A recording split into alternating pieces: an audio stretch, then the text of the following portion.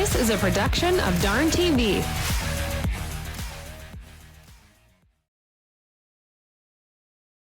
Well, welcome to another show, the Dirt Weekly. Hello. Sound We're back. You sound a little better. A little better? Yeah. Yeah. Well. Might not cough up along this week. Well, it was certainly trying to suppress it last week. Are they testing for performance-enhancing drugs at NODAC? Boy, that's a good question. After the story before the show, they'll be there.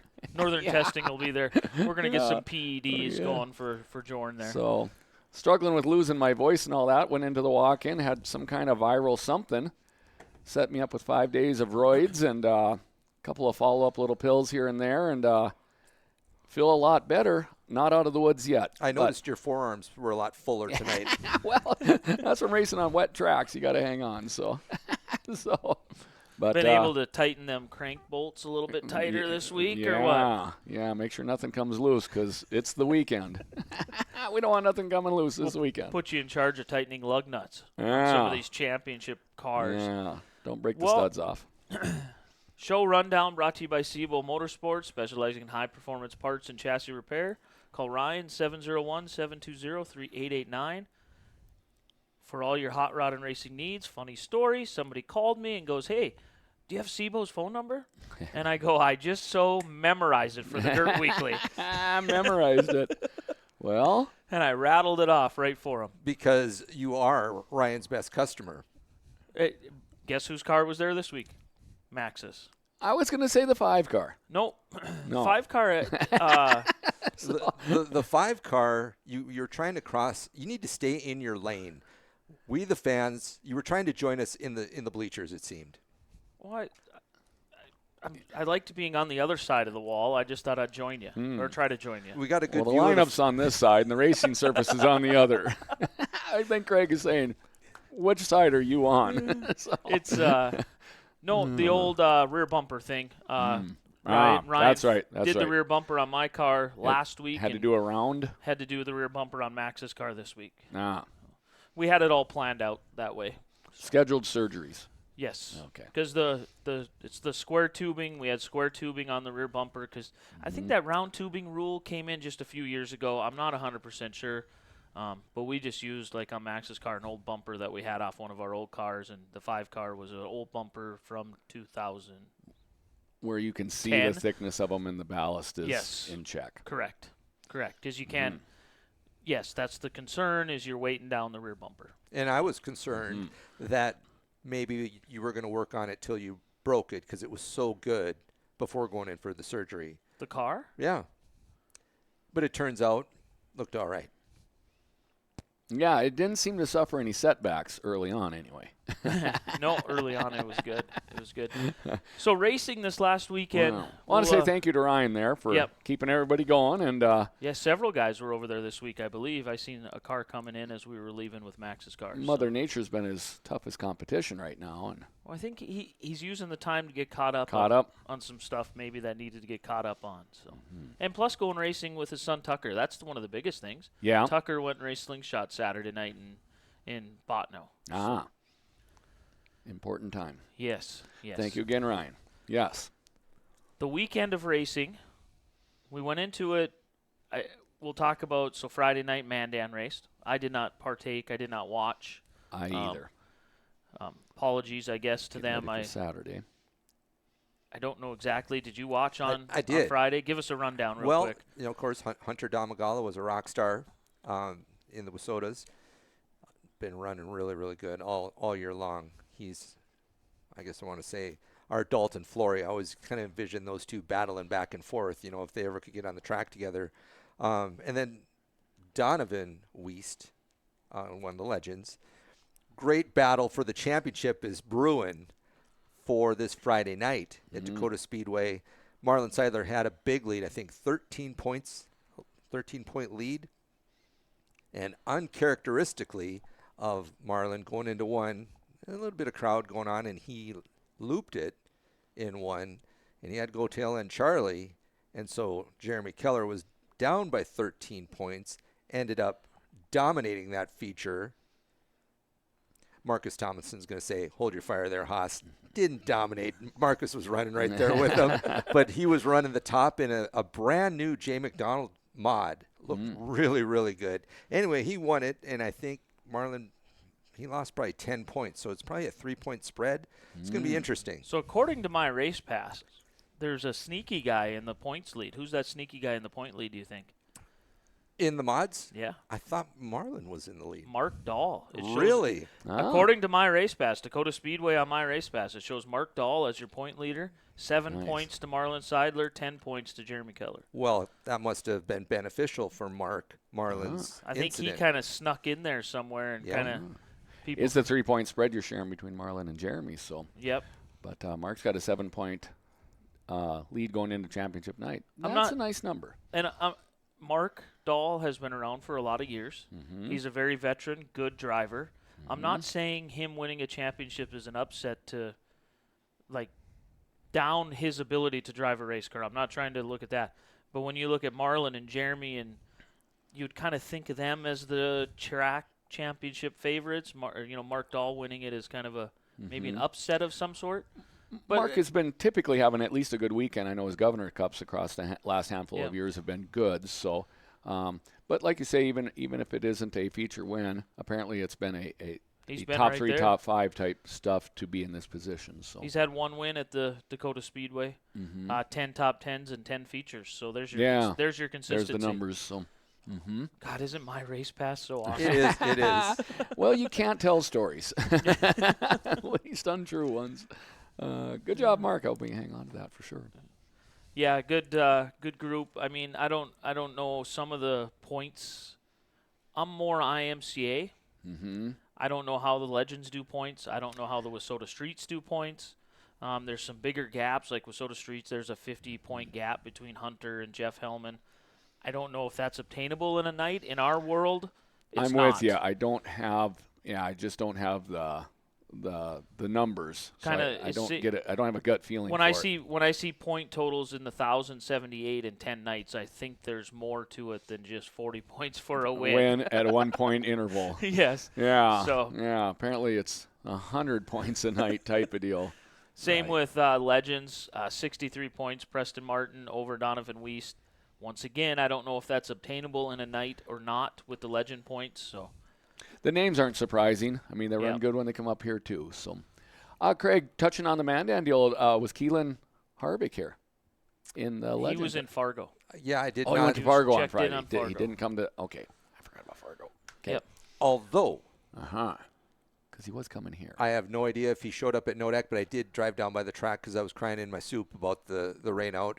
And I saw 2 haulers in the pit area that I didn't recognize. So I was thinking to myself, that's Harvick right there. Isn't he? He's ready to go. He's just spending the night now. It's too bad because I really think we were going to have a good group of Legends because it's that race team that Harvick is with. I can't remember what the name of it is, but they told me that whole group, I think they brought 6 or 7 cars. I saw that on Facebook there, and it looked like Yeah. like a 6-car Yeah, 6-car trailer deal. program deals. So, yeah, bringing your own heat race, that's a good start on a good count night. So, Dakota Speedway Championship night this Friday. We'll just kind of touch on that. We're going to dive into some more champion stuff. So, Beebs, the Beavers, we're going to promote you a little later when we talk about upcoming schedule, but we're going to touch a lot on the upcoming schedule as we go through this show right now because it's a big weekend. yeah, it's the last points weekend. Mother Nature needs to You play down. nice. Yes.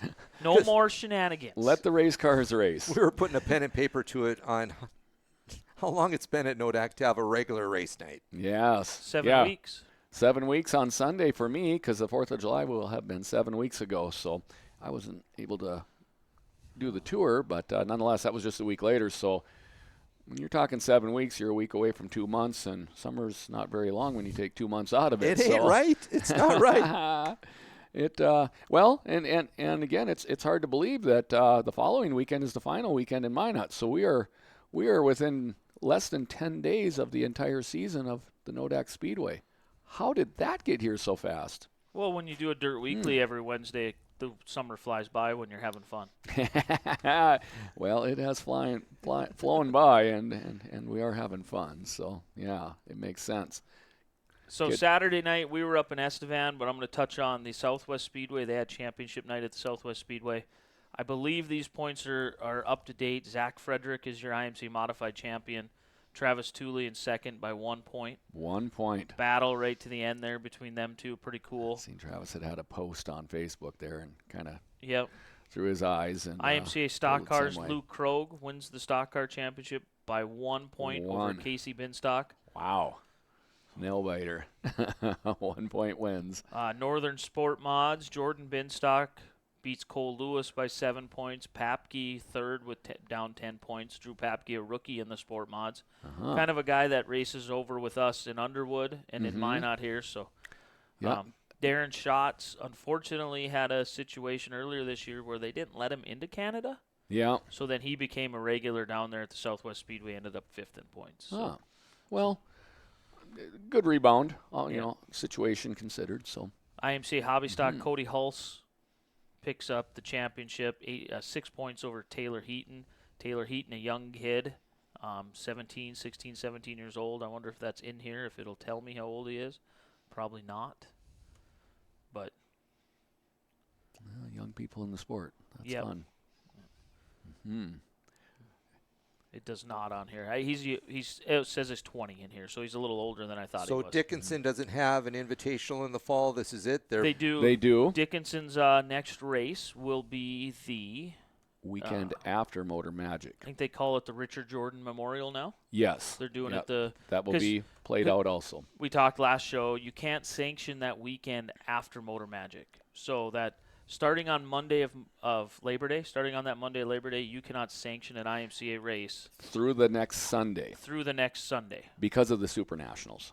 Because Super Nationals get the whole week, Oh, they the don't want only to- sanctioned race. And they don't want anybody being arm wrestled to stay home to chase weekly points. So there's no IMCA sanctioned races that Memorial Monday through the following Sunday for that 7-day stretch. So, but Dickinson does race their fall show during that weekend, unsanctioned, obviously. No IMCA races sanctioned in the entire country? In the In entire the country. Entire for them, country. For that 7 days. For that 7 days. Man, that's power. Well, it That's is. their deal. I'm not. It's the IMCA Super Nationals. It's their deal. So, but yeah, you're right. It is power. So Dickinson is taking advantage of it, and they're going to do that Richard Jordan Memorial, which combines the IMCA stock cars with the Wissota Streets. So they Yeah. don't have to worry about it being sanctioned. What are they going to do here, there, whatever? They can just race it, put the two together, and go race. Yeah, I think they're racing rule book to rule book, and that's going to work out good for them. I mean, I think Yep. that's a great place to put it. I think it's a great honoring of Richard, and again, he was a Wissota Street stock guy. The Yep. track has since, as we described, went Switched to to the IMCA. IMCA and can still bring them together and have a competitive format. I I like it. believe that's what they're doing. That's how I understood it. That's too. how I understood it. Yeah. It's not So- listed on my race pass that way, but that's what I heard they were doing, inviting the Wissota Streets over. So, Yeah. so their Southwest Speedway's done until Saturday, September 9th, Sunday, September 10th. The plan is Brandon and Max going down there to race Well, as of right now, and I'm sure we'll get an Adam or somebody down. No, Adam's yeah, going and to be Adam's in going to Boone. go Super National. Going to be in Boone. So I could see Hunter Damagala and Joe and Dalton Flory. on the same track. Yes. The format is there. Has the that format ever is there. happened? I don't believe I've ever seen him on the same track. I don't know that. I'm gonna Hunter have would to. have had to take on a tour night.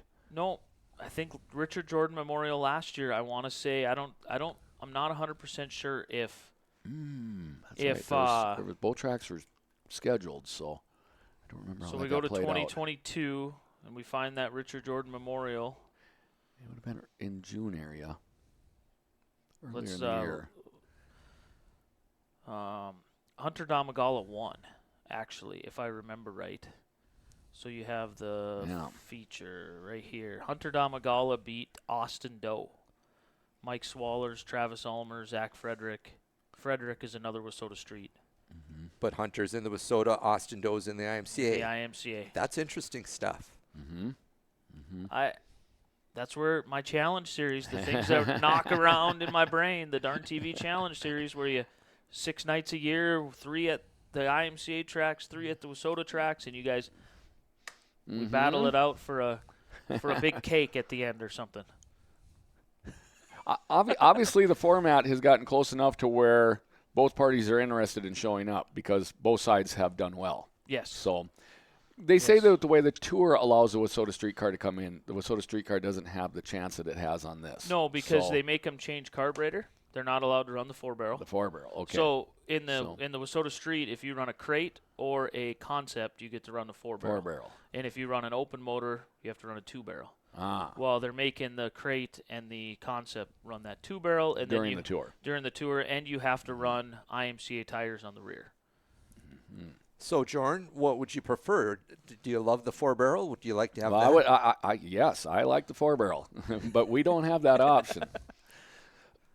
Excuse me. But, 4-barrels, that livens them right up. Williston had actually done an unsanctioned deal a number of years ago now already, but they had promoted a 4-barrel stock car race late in the year before the fall roundup, after the point season. Might have been even this weekend that we're talking about at Dickinson. They just run all together better. So I would think that the concept motor or the spec motor that you talked about, even with the 4-barrel, that would be pretty advantageous. So, but nonetheless, stock car is a pretty competitive car too. So, and that has showed up well. Well, it doesn't seem like the IMCA stock car would even have a chance, because we talked about how the tires of the Wissotas are much more sticky, better grip, and they're going to have more power with the 4-barrel.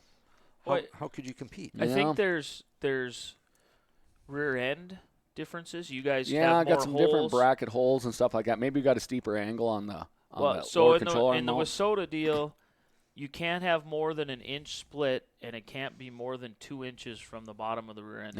Yeah. So well, we're buried on the left you're rear. buried. We're down in 6.5, 7 inch area. And what I'm meaning with angle. that, so like the lower trailing arm that comes out, it's angled down. Car to rear end. Right. So as the rear end wraps up, it drives those links up underneath the floor, if you will, and whatever goes up, the equal and opposite is pushing down on the tires. So the sell would be that maybe the IMCA can make more chassis traction, even though the tire isn't right. Maybe just the way it can transfer weight into it. Like you were talking last week about the artificial traction that they can build. Yeah, like in a Panhard shoving bar it down. car. Yeah, where the modifieds have got that J-bar or Panhard bar where as the car rolls up, it shovel handles that rear end into the ground. That would be similar to what the links on a stock car can do. Not as effective or as pungent, if you will, but going that direction. So, again, I think that the format has really proven to be a competitive presentation. And for that Richard Jordan deal to be successful, that's important. So, and I'm going to apologize now. I should have made some phone calls before the show, so this is on me. I just looked up the also a championship night on Saturday was Thunder Mountain Speedway up in Botno. I believe hobby stocks were kind of the only class that had a championship battle that kind of went down to the end per se.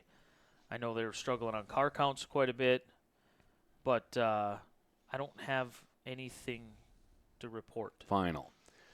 They haven't updated the 18th, points. They did have the 18th on Facebook as championship night. I did not see the follow-up on that either. I did not. So I just checked Facebook and I checked my race pass. I have results. Hudson Hooker picked up the win up there in the hobby stocks. A kid 7H is Eric Wenstead, a name I've never heard of. Got second. Tony Cobley, Kendra Meyer, Ethan Beckedahl. Your top 5. I don't have any final points, but we'll talk about Thunder Mountain Speedway's next race night, same weekend as Dickinson, September 9th and 10th, doubleheader. They're going to have a fall show. They're going to have a fall doubleheader. I was unaware of that. Same weekend Sorry. as Dickinson. So we're learning stuff every day. On the way to work yesterday morning, I listened to the weatherman tell us about a El Nino fall, significantly warmer than average. So we're scheduling a race in November? Well, The there's Cole been some pretty County nice Classic days. on the night of Halloween. The dome. A little early, but yeah. Shouldn't rain. So many ideas there, but again, we're wondering where summer went, and the fact that maybe it's going to stay warm a little longer than average will be a warm welcome. So, yeah, like I say, maybe there's something out there in that first weekend of October. So Thunder we're gonna Mountain, watch. They're labeling it Racing in the Hills. Racing in the Hills, 2 day, 1 day. 2 day, Saturday, Sunday. Ah. So on this deal here, it says IMCA Hobby Stock, Sport Mod Compacts, and Enduro or Bomber class. Bomber cars. Okay. Yep. So I might sneak up there to see what that looks like anyway. So. Then we roll into where I suppose the next place would be where we were Saturday night, the Estevan Motor Speedway, huh? Yeah, for coming into last Saturday. Last Saturday, yep. We did a makeup feature. Did a makeup feature right out of the gate, which meant stock cars raced on the hot lap track. Which I thought they did a pretty good job of working it in for you guys. It wasn't all greasy and slick, which would be the fear. I thought the track was well presented. So for the amount of laps that they had to put on that thing, even when the hobby stocks we came out for our feature, the third basically would have been like fourth 1, 2, 3. race. Yeah. With the slingshot. Slingshots don't put really much wear on the third track. Big tire, big car race. Full-size car. There was still quite a bit of moisture out there for us. Yeah. How do you prepare for that, knowing that you're going to run 2 features? Well, there's a lot of things at play that you can't prepare for, but the first thing you want to prepare for is mentally stay out of trouble in the first one so that you have something to play with. And then after that, you're just going to prepare with your normal. I mean, you're going to have a couple more tires done up because you're going to do the 2 feature deal, but for me my mindset was 100% stay out of trouble. So and that's what I did. So are you pushing the car in the first feature as hard as you probably would if it was just the only one? No, I would say again, depending upon where you're at. If you're in the points race, I think you have to continue to race, like there's no tomorrow. I'll share my night personally.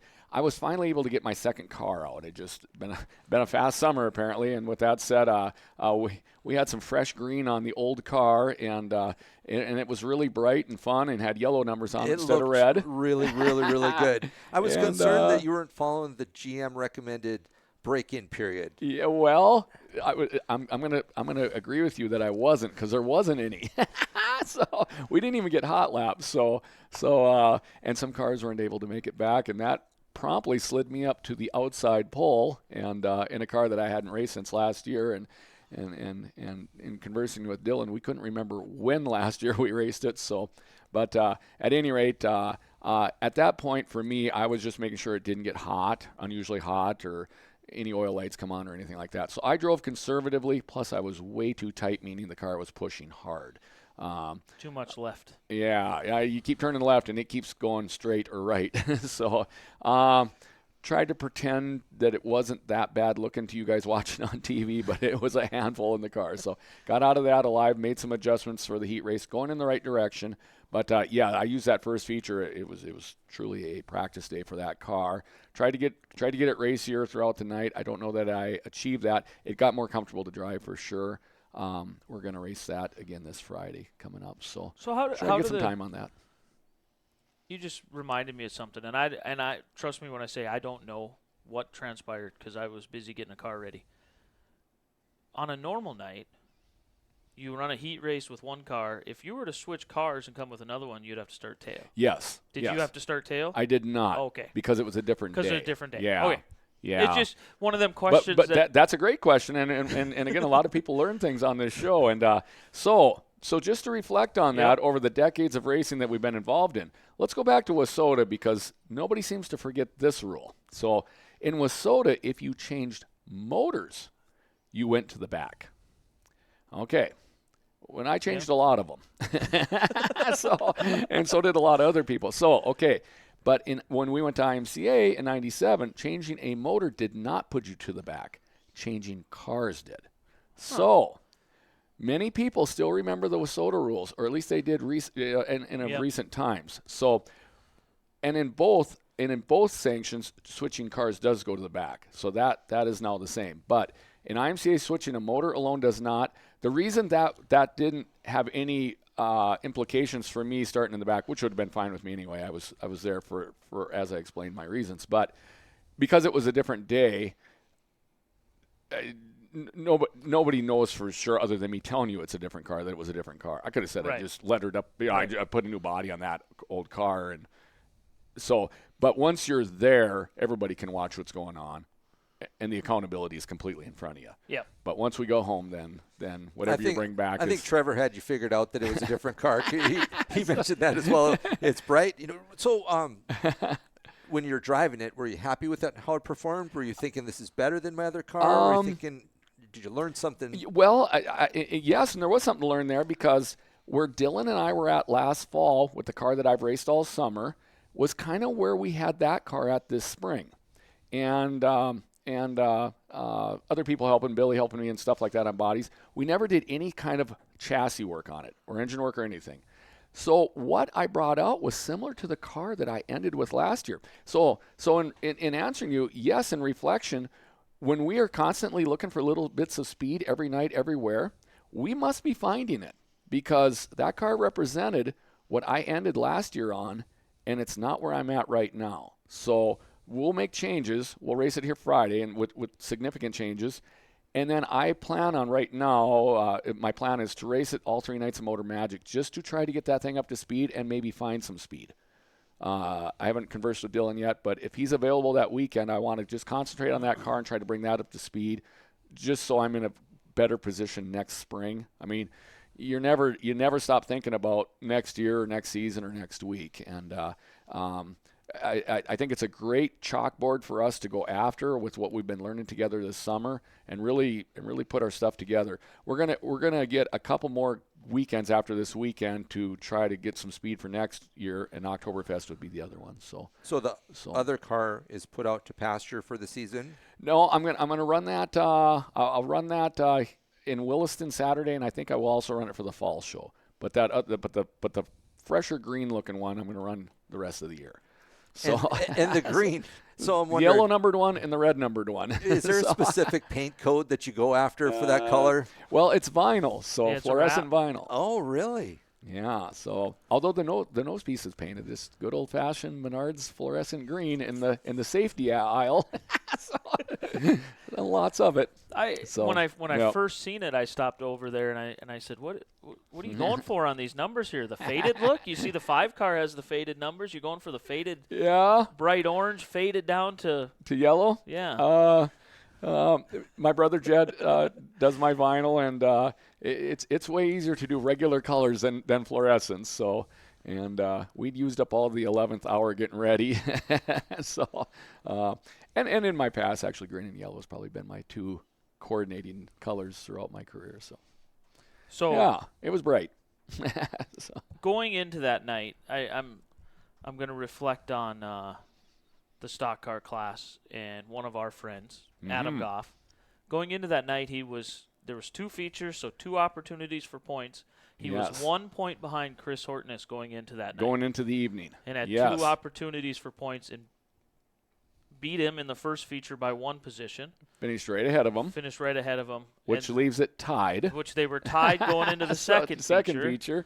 And that's when my eyes were glued on almost the whole time. That's where mine were, too, and I was in the race. They were able to both get around me pretty quick, and again, what a great race. I mean, I've talked about Chris earlier in the year and stuff like that. He's a great competitor. Adam is eager to get his stock car up to speed, and he is up to speed, and he's had feature wins. He's certainly got the most. Craig, you touched on that last week, and like you say, we're all friends too, and it's just exciting to see him have the year that he's worked hard for. I mean, he's like all of us, working late and trying to squeeze his day job in, and his day job's real. So where did we come out? Now you left me hanging. Adam beat him by 1 position in the second feature. I believe they were 3rd and 4th in the first feature, and then second and third in the second feature. So I think that's right. But so Adam Goff, I mean, we'll touch on it a little bit later. Went from a -1 to a +1 going into championship night. You were just reflecting on Dickinson's finishes. I mean, there were 1-point victories. So I thought Chris had an interesting line in the second feature. It was drier. We were on the bottom, and Chris went to the outside and made tracks out there. That was impressive. He's a good run for him. Canadian treat, because he's great to watch up there, but I don't see him running Nodak often. Yeah. And up there, he's a solid runner up there all the time. Guys, the landlord's here. Oh. Uh-oh. Turn down the music. Oh, it looks like he's doing laundry. It was a interesting night, to say the least. The first round of features. I do believe that might be the first time in my racing career in 25 years I've ever done a feature right out of the gate before. I know I've done them before. And again, there was a little bit of dialogue before that. Is that well, actually, Adam had shared, coming from the Minnesota area there, that when they would do makeups, they would do the night you're doing first, and then do the makeup after the full night. He said that way you get a feature type track, and there's merit to that too. Yeah. So I thought that was interesting. In reflecting back, I think Estevan letting everybody know ahead of time they're going to start an hour early. Yep. And that hour did it to the minute. I mean, we started 7:01, I think, and we were 1 minute off starting time. So we were able to go into it. They didn't booger up the track. I mean, it was a racetrack. So in reflection, and of course the questions are easy when you know the answers, but I liked what they did, and I thought it was good, and I thought it was good for everybody. To me, I thought it was fair. To me, it was a home run. Yeah, right. I mean, grand slam. It was. What you run into as a racer, and none of us do this for the money, but we'd like a little bit of money back from our sport to kind of help us get to the next track. That's that's the only thing we look at, Depositing a couple $100 on Monday is better than none. Right. When you make a trip up there on a Saturday night and it rains out after intermission and one feature race is in, technically Estevan could have just said, "It's done, guys." It would have been completely understandable. And there's nothing we could have said, did. I was, like many of us, surprised they went forward with it. So was I. I was surprised. By them racing our makeup features, they gave us an opportunity to make a little bit of money, to earn some money back and help us pay for our gas to get up there that week before. Yeah. And that's noble of them. That's the right thing to do to. It seems like the no-brainer. Right. But yet, there's reasons why they didn't have to. Yep. Well-established reasons. So, but what about? I was listening to Trevor talking, and what does it mean to slick off the track when the track slicks off? I would say that he is saying that I'm going to use my terms that it sealed over, and got slippery, where it's probably wet underneath. But we say that I'll go on record. I'll say me just in case somebody has to get blamed, but. When the sun is shining on there, you might have 4 inches of moisture, but for some reason you can linoleum the top eighth, and it is slick. And the only thing that does that is you got to go out and break it. You got to disc it or something. So. We talked about rubber, the track taking on rubber. How can it not when you're running all that race on there? All those. I don't think it did though. Did it take rubber in yours? No. I don't think it did. I didn't feel that grip. There was starting to be some color, but I'm going to say it still stayed icy. Now, I don't know if the mods could say that for sure or not. Well, yeah, you were after them, so. I was not after him. You weren't. I was but sitting the hobbies with you in the stands that's after right. him. Yeah. Slowly but surely, we're going to get to the highlights. So, for the stock cars being the second one out, we did not experience any rubber in Estevan. In my experience, so in that first feature we were in, that I was in, there was still enough moisture out there. It created little marbles.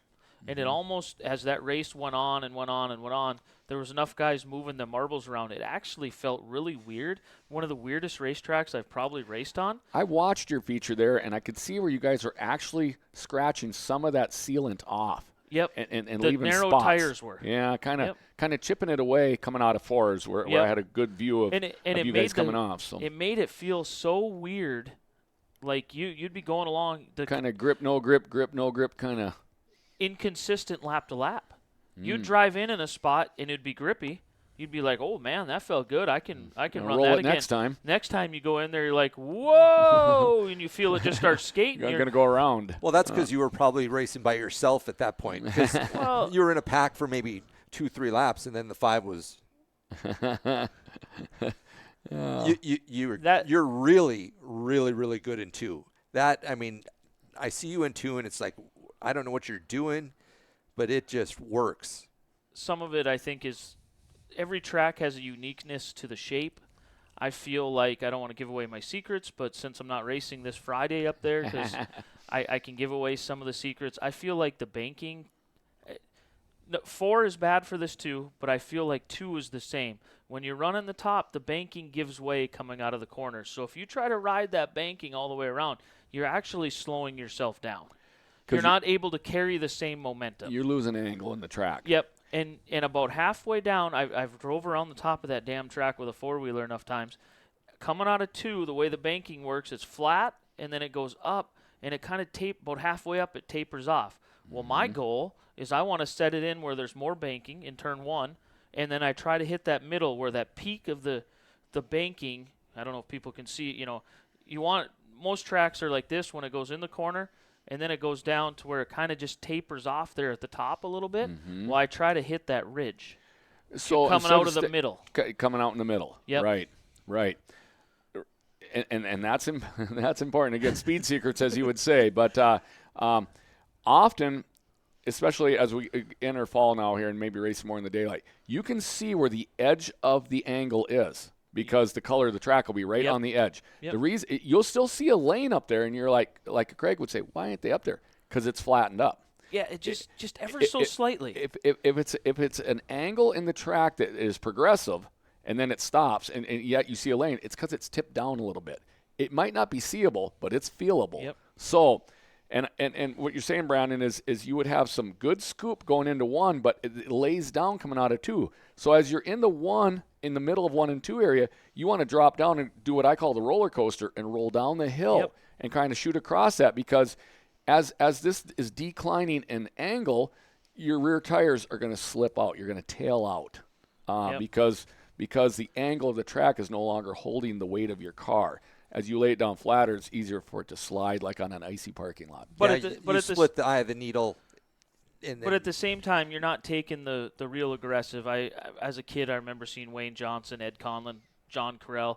They'd go in and park it at the top, and they'd come down all the way to the tires coming out of the car. It's not that aggressively. You definitely got to know your neighborhood when you do that. It's just keeping your momentum going in and keeping that same momentum rather than pinching it off. And not nearly that sharp of a cut. Yeah. Just taking advantage of the center of 2 coming off, not leaving it out there, and maybe tippy-toeing off the gas and starting to lose adhesion. That's crazy next-level stuff, though, isn't it? I mean, how can you be thinking like that when you're just, so many days at the track. When you watch from the grandstanding, again, you watch the color in the corners. It really tells the people in the grandstand where the track is at. Now, sometimes that rubber will get up into that thunder. Wow. Wow. I know someone's starting up a race car in the garage. Yeah. But sometimes that rubber will actually get on that lesser angle, and that's good. But, you'll still grip into that, but that's very unusual. And where tracks, tour-type stuff. Like Estevan is pretty good at it. When they taper that banking off at the top and it comes up and it kind of flattens out, guys, it's hard to see with the naked eye. You have to know what you'll feel it in the car. I don't know you ever do see it. Yeah. Before you see it, you actually have to stand up at the top of the track or ride the four-wheeler and look at the right angle to see down. So they intentionally do that. Well, and then what they try to do is as the marbles build up there all night, you can actually use that flattened off part where it goes up there as a cushion. That's what a lot of the sprint car tracks do. They try to use that as a cushion up there, so you're actually using moisture to make that as fast as what would be a lower groove. Sometimes chiseling up that top and watering it is advantageous, because even the track guys will know that doesn't have the right angle, but if you give it some moisture and some digging, the tires can get in there and defy the angle. So then that will bring the top line back into competition. Okay, so we're in the stock car feature. Where the stock cars are fighting around the bottom. But Austin Doe looked unbeatable in the feature, obviously won it. In the first one. And then they go to the heats for the regular night. He dominates that one too. Mm-hmm. And so the smart money says, bet the mortgage payment on Austin Doe in the feature. We're in Estevan. No. I don't know what to say there, and I haven't talked to anybody. I watched that replay too just because I seen that he started 8th and finished 8th, and I assumed that he had troubles, and I don't know that he didn't. But I don't think he did, because watching the video, it looked like he had just kind of was where he was at. So I don't know what to say there, but like you say, so strong in that first one. Backed it up at the heat race. Like you say, put in the mortgage. We're good. Again, a great reflection of how close we are to not being good. Yes. I mean, a dominant feature-winning first feature car Mike had some electrical. Mike shared on Facebook, but those two were in their own league, and Mike backed it up with a feature win in the second one, and Austin started 8th and got 8th on a track that he's fully capable of moving around on. We were on the bottom, and he was too, but he's fully capable of rolling it up on the top and getting something going on. Yeah, and just didn't do it. And Hortness was able to roll the and Chris was able to leave the bottom and at least get out into the middle and advance up to race with Adam to keep that points race a race. So, but yeah, it's interesting. We haven't talked about it, but I had the same deals. I thought to myself, I know my car wasn't right, but and I know Austin's is because he's in the same car all the time and all that there. And I want to know that answer, too, is why he went from, a feature-winning car to kind of stagnant. Because you wouldn't think that he'd be tweaking anything after the feature win. You wouldn't think so. You'd be like, man, I'm going to have some ketchup chips and ready to run for the feature. Exactly. Well, there's where he went wrong, was the ketchup chips. Yeah. They're pretty unique. They're only in Canada. He's a Canadian treat, I got some in the truck. Yeah. So, like I say, a little bit's a lot sometimes. So, just a quick recap on my night. I won the first one, as you said. I did something not very smart. I got a little bit too confident in my ability and racing on the racetrack and pinched her in the wall and broke a right rear axle. So I watched the rest of the night. After that, that's all I'm going to say. Well, we're not going to let you off that easy. No. Because if I could go back, I think 2 weeks when we were discussing Max. I mean, this is confessions. Yep, this is confessions. When Max had his deal and he kind of got into the wall, it kind of seemed like the exact same mirror image where you were a little bit dragging behind and the guy come up on you and you got in the wall. You got big time into the wall and ripped the right rear off the car, which I thought was admirable of you because you did not wait for the wrecker and you drove to the pits without the right rear. And I heard they were yelling at me on the receiver to stop, and they told me back, and I didn't have my receiver in at this time. No, you had your helmet off, and I was expressing some displeasure with the gentleman that was on the inside. Basically, what it came down to is I went into that first feature. I tried to be super patient. There was some there was some contact on the initial start, and I actually lost 4 or 5 spots going into turn 1 just because I didn't want to tear up a race car. And then the cautions fell my way. Yeah. I was in the perfect odd positions. Just to be clear, you started 9th. In the first feature, I started 8th. But I mean in the heat race. In the heat race, I started 9th. 9th. So, yeah. In the night stopper heat race, you started 9th. Started 9th. So you were last. I wanted to I was trying not to be super aggressive. I never really had any thoughts of getting in the top 5 to get into the invert or whatever. And again, I want to share that most want to get into that invert, which is 5th or better. But knowing going into it, I had the highest point average. I was going to start either 10th or straight up after that. So, which is a 5th outside, 6th outside, yes, 7th outside. I took my time getting up there, or I took my time trying to weed through traffic. And with 2 to go or 3 to go, I finally got clear of some cars and was able to stretch the legs a little bit. And I think I made up a straightaway in the last 2 laps, if not more. The car was just as fast in that heat race as it was in the feature. Mm-hmm. And I seen a hole. I got a run down the back straightaway on them 3 cars. There was 3 cars on the inside. I think it was Tuchscher, Hortland, and Satrin. All 3 of them were down on the inside, if I remember right. I'm trying to remember in my mind. Mm-hmm. I got a run, and I said, hey, I can clear all 3 of these guys. You know, the I don't want to say cockiness, but the confident inside me, the mindset in there. Well, you were in a momentous line. I mean, you were showing momentum. And I said, I can clear all 3 of these guys coming out of 4 because I was super fast out of 4. Just as you seen me out of 2, but I was just as fast out of 4. And I got that run. I bet I came from 3 or 4 car lengths back on Tuchscher, and I tried to go to the outside of him.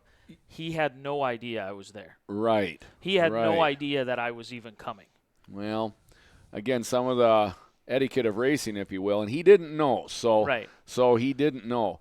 I want to interject, again, my opinion, and it's probably only mine, but these are there's things in racing that don't get discussed that probably should be discussed. And for me, it's if you know people are running the high line, you need to leave a lane for the high line. Meaning if you're not racing the high line, which means you're racing lower middle-ish, that, and I said early this year on this show, when there's a wall, you have to make sure that the high line's got 6, 7, 8 feet, not 2 or 3. So, but he did not know you were coming. So in his defense, he didn't know you were coming. At no time did he even realize maybe somebody was racing up there. They were running the bottom, and then also you hadn't been able to give signaling yet that you were there. No, and then also in his defense, he missed the bottom going into 3. If you watch back on the video, so he actually opened the bottom up to Hortland, I believe, Jortland, the 98. I want to say that was who was there with Satrin and him. So then coming out of turn 4, his concentration was on the car that was below him. Because he had skidded up off the bottom, so he's trying to see what he opened up. And little did he know that the 5 car was coming with about 20 more mile an hour on the outside and squeezed me in the wall. What's that feel like? Did that hurt? No. Because you were up there. I mean, the wheel rips off. You're 45 degrees with the 5 looking at the stands. Do you realize that you're off 2 wheels? Yeah. Did the roof get any wall marks on it? I don't it's think so. It's got to be close. It's got to be close. I don't think so. It bounced up. I was thinking to myself, the car never died. It never shut off. When we made contact, right at the last second, I tried to get on the brakes. The thought process.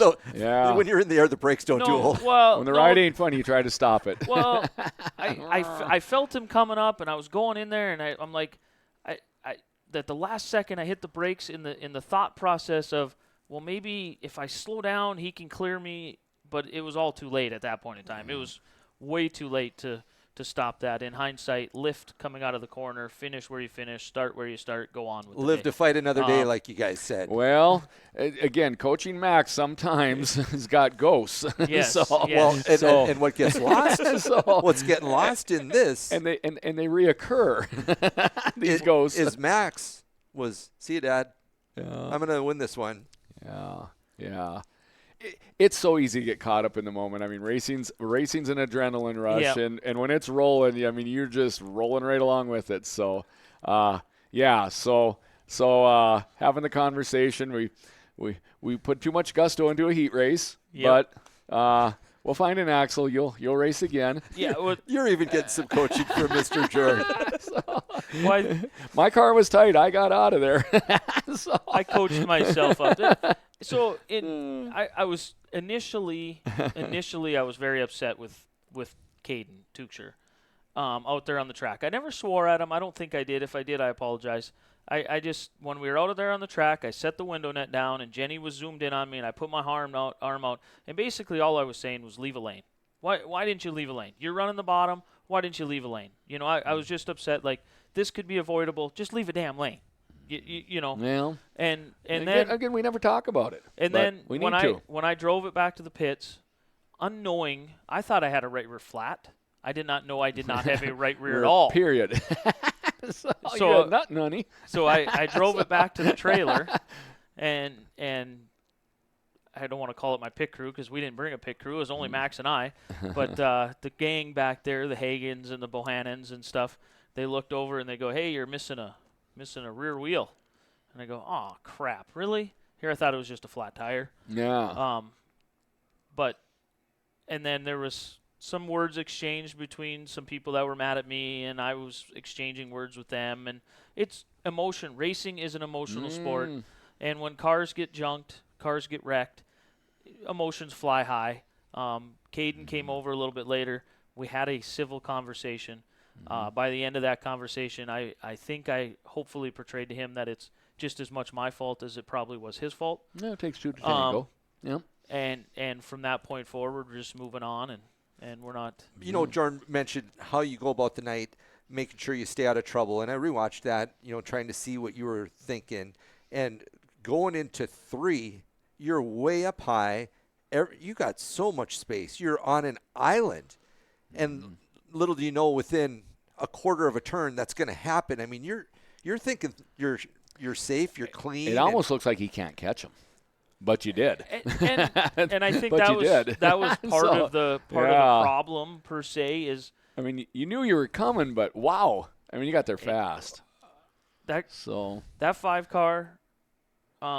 Where's the flagman at there? He's right in the middle. He's right in the middle. feeling that. It was right underneath. He literally felt it because it was right on him. Like, so oh boy.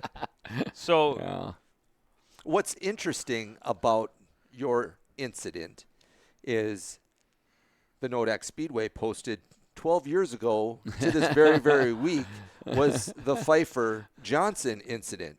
Wayner and Estevan. Almost the exact same type of deal. Well, it didn't land the same, but yeah, it was the same entanglement. And yes. it's that picture being on Facebook sparked some conversations around the old Beater Racing shop and various people that I talked to, and we discussed that very thing about leaving a lane and those that don't want to leave a lane. Sometimes you junk a car or two to prove a point. That's not what I was doing. Yeah. I thought you were trying to qualify, so. I was trying to clear all 3 of them because my eyes got super big and I knew how fast that car was. I can't say enough. Number one, I'm gonna give props to Sibo because he helps me out a ton, and the work that needed to be done to that car, he was a big part of. Understanding that that's not his chassis, but he's still willing to help. Yeah. Okay, Sibo Motorsports. Yeah, that's cool. I represented Ryan for several years driving one of his chassis. He's won 5 championships, 45 some features in a Sibo car. Mm-hmm. But this thing here, I don't know what it is about it. We have not diagnosed it yet. I joked with Trevor Gowan before the races. He goes, so what'd you do in this week that you had to, whatever, get the car ready or whatever? And I go, unfortunately, when you give Brandon Beater a week, or you give the Beaters a week to work on a car from heat race to feature, it can go one of 2 ways. Either we went way off, or we hit her even hotter. Contrary to popular belief, I didn't change a thing. Didn't do anything. Didn't do anything to it. It's gifted. So it was there. I it's mean, solid. Yeah, that car. Adam and I still want to know. So we still want to know. It still has a stock rear end, or not stock. It still has a Ford 9-inch non-floater rear end. Yeah, flange axle. Flange axles. It doesn't have the floater that a lot of the other guys are running. So then you're sitting there looking at going, some people say that's worth 10 to 15 horse, putting a floater in, getting rid of them drum brakes and stuff. Interesting, no drag, yeah. They haven't checked the 454 big block under the hood. They haven't caught that yet. Yeah, I think it's the 4-barrel. Yeah. They did check the carburetor. It ain't the 4-barrel. It's the 454. I like it, Craig. I like it. Yeah. I want to know what's in it for springs, and I'm speaking for Adam and I. I know what's in it for springs. Do you want to know? Well, you said you were going to bring an extra set up there. Did you do any adjusting? Did you change them out? Yeah, that's didn't right. change You were going to bring a spring with if it needed a tune-up. See, yeah. and Good memory, Craig. I am stubborn. I already forgot. I am so damn stubborn. I'm just like Jordan. So damn stubborn. How the hell? So I brought extra springs up. I brought extra shocks up because I wanted to change some stuff. And maybe I would have gone into the feature if I would have had a car. But what's your mindset after you go out there? Number one, when I won, I did not know how far I was ahead. I don't have anybody giving me signals. I don't know any of that stuff. I couldn't turn my head. I didn't see.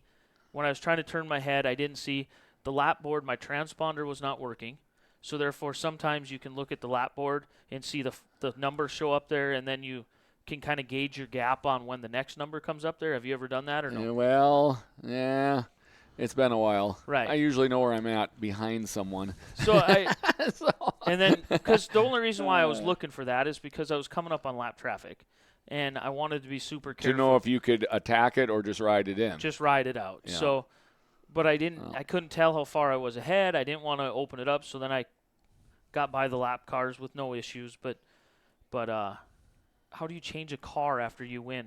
Yeah. I'm telling you, don't touch a thing. They say don't fix it if it ain't broke. At the same time, I think I've painted that car has me painted into a box of only being able to run the top because it is still super loose on entry. But if I back the corner up like I have been and run it a little higher, coaster in, keep it straight, because I was doing the patented no brake line. I'm not joking. Yeah. I learned something with the no brake thing. You can let it roll a little bit longer or whatever. I say that to Dylan. They go pretty good if you do nothing. They go pretty good if you do nothing. And you can mess that up. You start putting your hands and feet in it. I just couldn't come. Well, number one, we had to work on Max's car. Max hit every corner of his car in that first feature. So we were pretty busy working on Max's car, getting it ready for the heat race. I almost didn't even get to get in my car for the heat race because we were working on his car all the way up until you came out late. You caught the second lap. Turns out that would have been the right move. Yeah, yeah. Because turns out Max and I were in the same You're heat right. race, and I'm telling him. And to me, if I would have missed the heat race, so be it. I'm not in the points now. This is a different story if I'm in the points, Yeah. but I'm not in the points or anything like that. So we were working on Max's car. He had a vibration in the heat. And he said something else didn't feel right, so I was up underneath the car. He was in the car. We were trying to figure out the vibration stuff, and came down to what we think, or what I think, was a bent wheel. I don't know. All we did was take his rear. We put it up in the air and let the wheels go because I couldn't. I checked the drive shaft. I checked, U-joints. I went through the whole underside of the car, and I said, dude, I can't find nothing. I don't know what you're... Again, tricky to troubleshoot. You want to know, are you chasing an engine-speeded vibration? Yep. Or is it significantly slower, where the wheels would be roughly a sixth of the speed Yep. in a 600-gear deal? So we were trying to figure it out, and got to decipher which one you think you're chasing. yeah, I went from the transmission all the way back. I didn't know what to look for on the motor. Mud Napoli or something weird, but... So then we jacked it up, and he revved it up in the air, had it on jack stands, and the left rear wheel was doing one of these deals. Kind of shaking on the jack. Yeah, it was shaking back and forth, and I go, well, hopefully that's it. We swapped that out. I put a new one on, and I said, hey, since you're in the car, get buckled in, because when we set this thing down, let's line up. you got to go line up. And then I sent him on his way, and he was well on his way before I even got in the car. Like you said, I came out late. Yeah, yeah, you picked up the second lap of the. And he got the win. And he got the win, and he said the car didn't have a vibration after that. So And he's driving a whole different line. Jordan, you were talking about Max's line. Yeah. He would be able, if he was faster than you, the line he was driving would beat you. Yep. Because he was lower. I sure that Max has got his own driving presentation, and I like it. The way he cuts the corner is fun to watch when he can get the whole heat race in, and he did. And he's got a cool corner, the way he kind of comes in a little bit high, but he's in the middle. But he can cut back across and keep good ground speed all the time. The gap doesn't come up to him often, unless he makes pushes up the hill or something, makes an unscheduled mistake. But kudos to Max there. And then in the second feature, he showed it again. Yeah. Started outside front row in the second feature, and I expressed some not displeasure. We had a constructive conversation, myself and Brad Pearson and Dave Mack, about the start of the hobby stock feature, because I feel like there needs to be some better control on some of that.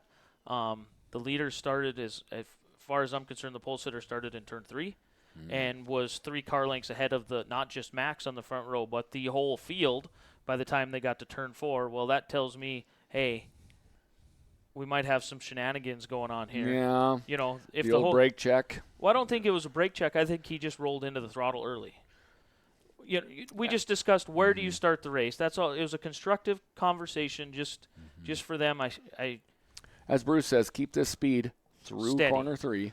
So he didn't get the start he wanted, and then he tried to dive bomb to the bottom, got his left rear hooked. He came out of it unscathed, lost a few positions, was all the way back to I think 4th or 5th at one point in time, but he never gave up on that bottom. Even when I thought he should have. Yep. Yeah, he was right. I was wrong. He never gave up on it. He made that pay. Yeah. But he found his line, and he felt something. What I'm proud about is he felt something in the car when he did find what he liked, and he remembered how to keep doing it. Keep doing it. Yeah, the consistency deal. We touched on that a little bit. He was doing the full 180. He figured out if I go in, because he started the race, he was going in right on the tires, probably maybe a car width up from the tires. And making sure nobody can get underneath them. Right. But as the race went on, they were racing 3 and 4 wide without touching for the lead. One time they were 4 wide. I couldn't see the purple one. I thought they were only 3. They were 4 wide. Then the purple car got a little ahead of them. There is a 4th one in there. So, yes. They were 4 wide for the lead at most points, or some points 3 wide at least. Yeah. And he was rolling the bottom, giving everybody plenty of room. Everybody was giving everybody plenty of room. I thought everybody was good to everybody. And He figured out if he stuck his left rear tires right down next to them tires, there was a strip of moisture. Yes. Keep the left side in it. The left side was in there, and then you started. Don't bail out early. You talk about a drive going down the straightaway out of turn 2. I think that one time he was on the bottom. They have momentum up here. He's on the bottom, and when he gets the squirt, jumps up out of the hole. He jumps right up out of there, and he gained 3 or 4 car lengths, and it's like, whoa, you found something there. Keep doing that. Yeah, that was exciting. And like you say, and he was able to do it all feature long. Didn't have the mistake to throw everything ajar. So. Then the caution came out. Mm-hmm. And he was in the lead when the caution came out. And he coming to get the restart. Yeah. Coming to get the restart. This is where Max's inexperience shows up. Being 15 years old, he knew what he wanted to do. His execution was not very well. He knew what he wanted to do. Yeah. He wanted to start, so he was rolling the middle. And the patented thing, when you're in the lead, whatever, to get that good start on the rest of the crew, you turn down and you basically pinch off that guy on the inside. And if the outside guy, there's no way he's going to be able to make the big loop around and get by you, in theory. Right. We learned that in time. Right, we learned that. Max tried that. He did it too early. If you watch it, he kind of had to hitch the giddy up. Like he turned down, like, all right, I'm going to go. And then all of a sudden, he got to a point like, well, I'm going to end up in. The steering wheel and the gas pedal weren't in the same spot. And I'm going to end up in the infield here. I got to lift. He turned back. Right and then went left again. And it gave him a terrible run down the straightaway. He lifted for the corner. The cars behind him did not lift. He had lost his point of reference. Yes. Yep. Because he lifted too early. Yep. Because he double stepped it on the start. Yep. He was shocked he didn't get ran over, as we were.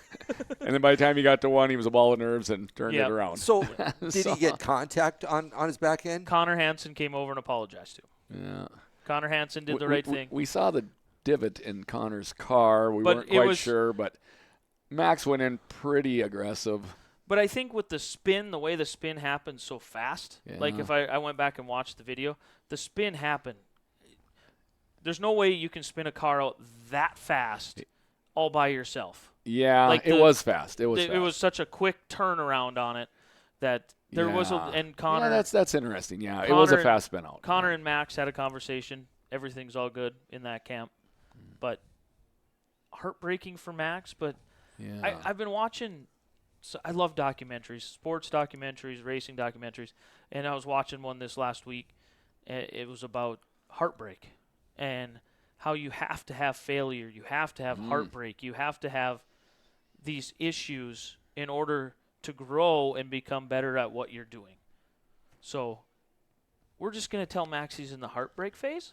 Well, I tell you what, going forward, if he can continue with the consistency that he was showing on other parts of that night, Max is going to write a new page in his book for this year. Yeah, he was writing a page. That's all right. He's young. Got a lot of racing ahead of him. So do we want to touch on the points championship going into next week? We kind of talked about some of the races, but didn't hit all of them. Well, we got mods and stuff like that there in Estevan yet, but I didn't get to watch the A-mods. They're the feature. They're the feature right before me. So. 21Z. That first 21Z. feature. The first feature, Isaiah Geisel runs a race. I mean, he's heartbreak. Just dominates everything. Everything. And then, the dark horse is back there, and to his Travis point, Travis has settled into second, and he dove her down into 3, one last ditch. I don't know if that intimidated Isaiah, but he dumped it in 3 on the last corner of the last lap, and she just parks there, and he had it. It was his. He earned it. And and I think he was going around before Travis even dropped down. Travis had to throw a dart at the board type of deal, and he was. But and I think Travis would say the same thing. But what a heartbreak! So 24 3/4 of a lap. Oh man, yeah. So what do you think happened there? Well, he didn't drive it back, and it left a pretty good puddle underneath it. We questioned if he didn't break the motor. Did he race the second feature? I didn't pay attention. Did he race the second one? You have to. I have to bring it up.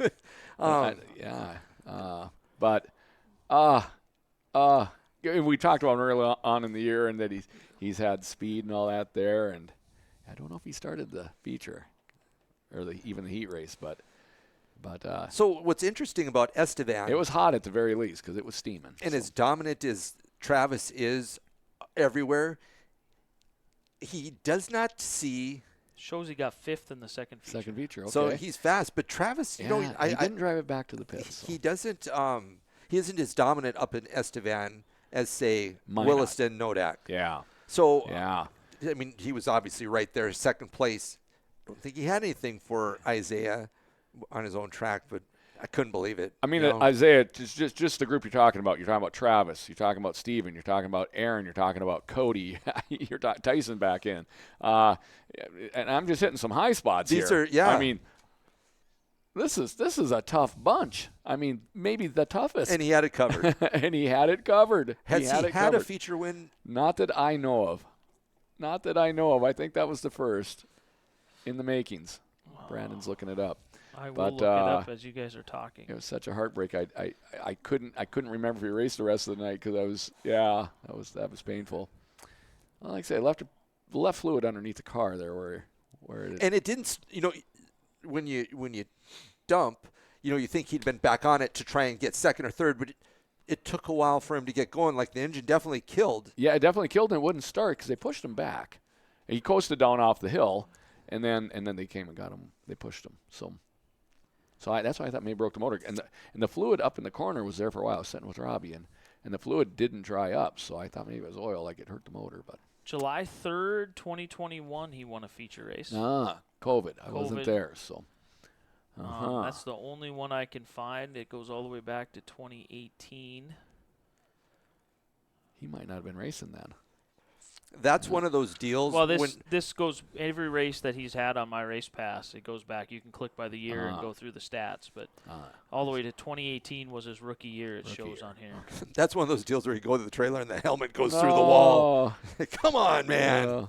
Everybody's working hard at this and certainly wants to get that brass ring. And boy, that was his, and that was amongst the best of the best. It kind of reminded me. Remember when Brock was driving his sport mod and he was going into 3, and he kind of did that too, and went sliding off. It was kind of like that. I don't know if maybe going into 3, does it feel weird going into 3? Something different about it? Well, your emotions are getting the best of you because you're just a little ways away from what we all want. So maybe everyone's talking about this, about how Travis's nickname, the Dark Horse, is not fitting at all anymore, and possibly I started that earlier this summer. Like, maybe his new nickname is the Intimidator. Maybe the intimidation of him being back there was enough to rattle his cage. And well, looking at the board, you knew he was next in line. If you looked at the board as you went by, you seen the 14. Yeah, and Travis again good at dropping down and giving you that sighting at the most inopportune time, and certainly able to make it stick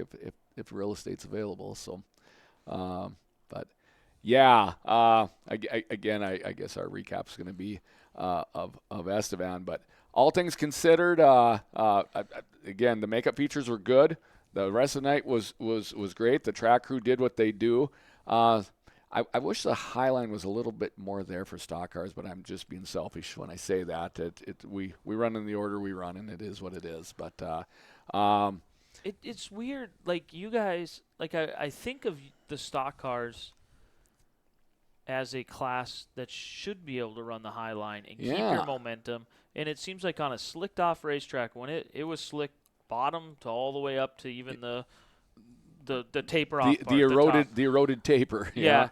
Uh-huh. It was slick all the way across there. You hobbies are up there, but we don't go up there. We go up and play up there. Austin might, but even then he didn't. Yeah, it just doesn't seem. It doesn't seem like. Is it a power thing or what? What do we call it? A carburetor or an engine thing? Yeah. Like, do the hobby stocks not have the the power to come out of the bottom, so that way momentum kind of their evens momentum out? makes it okay on top.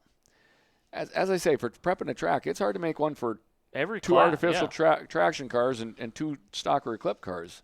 So I don't know what to say there. I've drove the hobbies before, and I actually think they got pretty good side bite in them. The narrow tires give you better side bite than you realize. Than you think. And I'm going to reflect on Kyler jumping in a stock car last fall at Motor Magic and having a tough time spinning the thing out. So I think the stock cars, even though big tires look cool, they really don't have a lot of traction, and the late models will back that up. I've been able to drive Steven's late model and stuff like that. And when you're on a dry track, that big 14-inch tire without the setup, is a very slippery car. So in reflection, the stock car being a little bit more tired than the hobby stock, and Kyler having a good year last year as he's this year in a hobby, but he struggled in that stock car. He spun it out a fair amount of times, more than he wanted to. Yeah, I know so that. maybe So I think the stock car is an icier car. You don't know this or So- not, but Jordan's going to be wheeling the 5 car at NODAC this Sunday. he's like, I'm someone just track branded. It's looking good, and I've got some floater rear ends, but I want to make sure my links are where your links are at. So, we're going to measure those out and put the hole in them. So if I texted Dion Iverson right now and I said, "Hey, Jordan's driving the car at Motor Magic," I think I would get a big thumbs up and a smiley face. I'm interested. We were just moving rear ends around last night, so I got a couple ready to go. So, did you find an axle for that? Off topic, real quick. Is it ready to ride again soon? It should be by the weekend, but it's not making the trip to Estevan. Yeah. I get it. But So the parts are in motion. yes. Okay. Yes. Rear end yes. housing bent. No. Well, not sure. no. The broke axle came right out. I see. And went right back in. We kind of went back in and out with it. It was broke off into the snout. Beyond the bearing?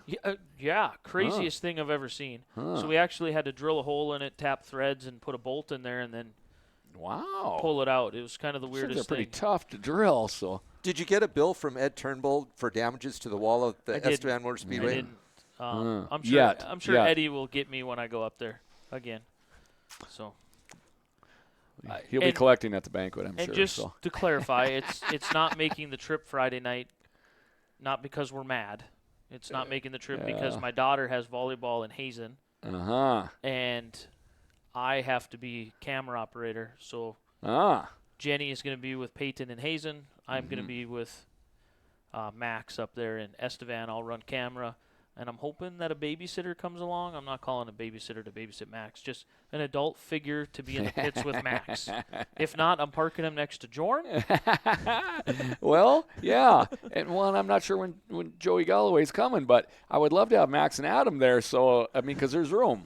So maybe if you can find that out, we'll send the 3 of us will be in the corner for the final race in Estevan. It would be fun. So, yeah, and I'll be up running the old camera for Darn TV. So, Who was running the camera Saturday night in Devil's Lake? it would have been Brendan Grover's mom. Don't want to jump off Estevan into there, but I forgot Devil's Lake Yeah.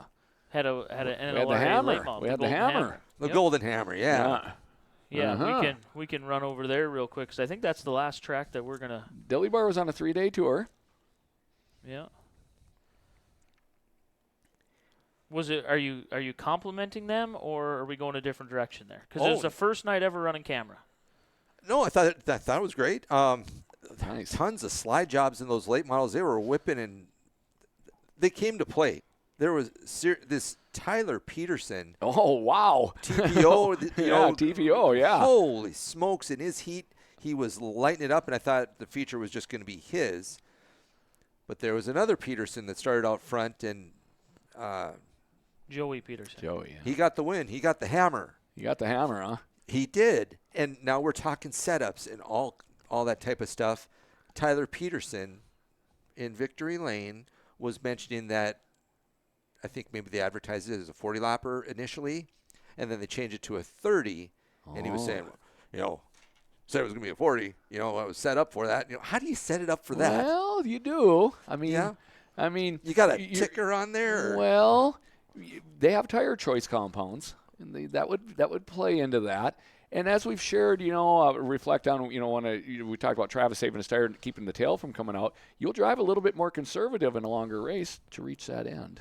Is there a weight deal too? A little bit of fuel and weight. Well, deal? yeah, and those guys like to. I don't know what their weight is. I believe it's 2250, maybe 2350. But at any rate, a lot of times they get in trouble for that. So I mean, they're all pretty close to that. So 10 more laps at, I would say, another 3-4 gallons. So Joey another 20 Peterson. pounds. Joey Peterson put enough in for 32 laps. He's running heavier then. Tyler Peterson put enough in for 42 laps. That's Yeah, 20, 30 pounds. Yep. I don't know if that makes that big of a difference or not. Yeah. All of it might In add our up. IMCA world, probably not so much, but like you're reflecting, and I got to see some of that when I was there. They're the real deal. They are the real deal. They're going for $5,000. I mean, there's no holds barred at all. Yeah. I mean, they everybody's go in, paying attention. Go in so hard. I wish I could have been there to see 25 that. late models there. What a great. Brad Sang, Troft-Gruben, Strand. I mean, there was some big boys going, and they were. Night I was there. Brad had won. Brad sang, and again, just solid performance. Just Some guys that we've seen solid. in Underwood, you know, you have Cole Schill, Bryce Sword, Shane Edgington, Dustin Strand. I mean, these are who's who of late models in eastern North Dakota / western Minnesota. And as you work towards their hometowns, they're good everywhere. They're extra good that direction. I mean, Mike Balkin gets 11th.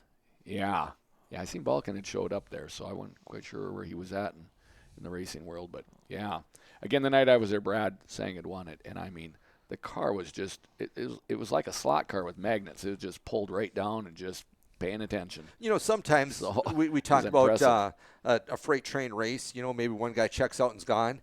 Not that night. Not that night. Those guys were slicing and diving and looking to the left all the time, trying to get under each other. Yeah. That's kind of what I saw when I was there too. So the passing was in the turns. Yeah, and it's a high banked rugby track in my mind, and you man up or you're going to the back. Yeah. Something pretty cool. Maybe the storyline of the night. Tucker Peterson, Joey Peterson's son, won the Wissota Street Stocks. Is he the 27 car? Yeah. That's a pretty blue, isn't it? He was a good, well, I'll call it chess player, because he knew when he could crawl around the bottom and advance and then get back up in the groove. Yep. He was fun to watch too. So the night I was there, the blue 27. I think he's in the national points running. I thought somebody had made comment on that when I was there. I believe he is too. Should we look it up really fast? Again, fun place. Fun place and big payday. You know, $5,000. Where do you come up with that big paycheck? Is it all gate? Where are you getting that? Well, possibly some sponsorship. I'll reflect on in the Underwood world. I mean, when we do the fair gets involved with us on that deal. So we have that help with sponsorship help. The gate is a bunch of it. I mean, it's a race day coordination, because you set the purse, then you hope the weather's right for the fans to come, and then you hope you own the concessions, which in Devil's Lake, he owns the restaurant. So all that has to be making profit to go forward. So Walhalla Building Center are the ones that I believe helped him create the Golden Hammer Classic. Okay. Because Walhalla Building Center, Golden Hammer. Okay. Okay. Oh, there you go. So I noticed. I'm thinking railroad. I don't know. High school. I'm thinking Golden Spikes Railroad. Yeah. So. I know the gentleman. I can't remember his name off the top of my head. I've talked to him several times being over there in Devil's Lake. But he's a huge supporter of the Devil's Lake Speedway and dirt track racing. So I know they have a big part in it. I'm not saying I don't know which big part. Something on construction, carpentry. Yep. Walhalla Building Center. I'm guessing Walhalla, North Dakota. Yep. Which I couldn't even tell you where that is. Yeah. No, the broadcast was great. Straight north. Grover was about ready to fly apart, I think, coming out of 4 when the guys were coming around. He was so excited. Yeah, he's really involved in that track. You can tell his heart's there. Yeah, Brandon Grover does a great job over there. We won't see him. He's moved himself to Fargo. So we won't see him at Nodak anymore. So unfortunately, for those of you that win one of the last 4 nights, you have to talk to me. Brandon's back at Victory Circle. Well, so yeah, I hope I find you there. That's a lot of things are going to have to go go right. Maybe we'll throw Craig down there, huh? Well, actually, I got myself in a wedding on Saturday night. So of Motor Magic? I did, yes. So I'm going to be impressive. Yeah, missing out on that Saturday night deal. But I thought, does your wife know that you're getting married again? Yeah. I mean, you know it's illegal to be married to 2 women at the same time. In North Dakota. I got asked, and I committed, and then all of a sudden, September 2nd, and you get closer, you're like, oh, wait a minute. That can't be Motor Magic. No. It is. How'd that happen? So I want to go back to Estevan a little bit. Uh-oh. Trevor Gowan, tell me a little bit more about him. What's his education, or not education, but history with racing? Because he knows his. Yeah, Trevor been there for a long I time. believe he's raced before. I believe he ran a hobby stock or he ran I a know bomber. he messed around with an enduro for sure. But I want to say he said something about maybe even racing with me in the past, and I don't remember him racing. He's been around it for a long time up there. He drives all the way from Prince Albert, which is a ways. 6 to 8. Yeah, 6 I'm hours. thinking like a 6 hour deal. It's a ways. His delivery's nice, and his knowledge Got is a nice voice. He's good. Radio personality on the radio. Really? Mm-hmm. Well, there you go. So, got some of that, and just an enthusiast. He's also MCs the banquets typically, and he's always got a little, something there for everybody. I just feel he brings the best Canadian flavor to the Estevan Motor Speedway. Because when I hear him, I think of Canadian. Yeah, that's just what I think of. Yep. And it's the perfect delivery, the perfect flavor, the perfect comedy, sarcasm. Yep. And then you throw Riley in there. Mm-hmm. Riley does a great job. Riley knows the game. And they got a good duo up there, and hopefully that keeps around for quite a few years. Oh, yeah. I got to pump the brakes one more time while we're up in Estevan. Ed, are you recruiting? Well, not that I'm aware of. That was cool to see driving that car that Devin Gonis drove last year and drove it well. Uh-huh. And now the 10's on it. Is he parking the mod? What's happening? I didn't get that discussion. I did hear that going to bring it down to Motor Magic. I did not hear that from him. I would have heard that from Jeremy Swanson. But he's had the car for a while. When Devin drove it, it was Ed's car. Yep. Ed and Jeremy Swanson have done some horse trading back and forth throughout the years and stuff like that. And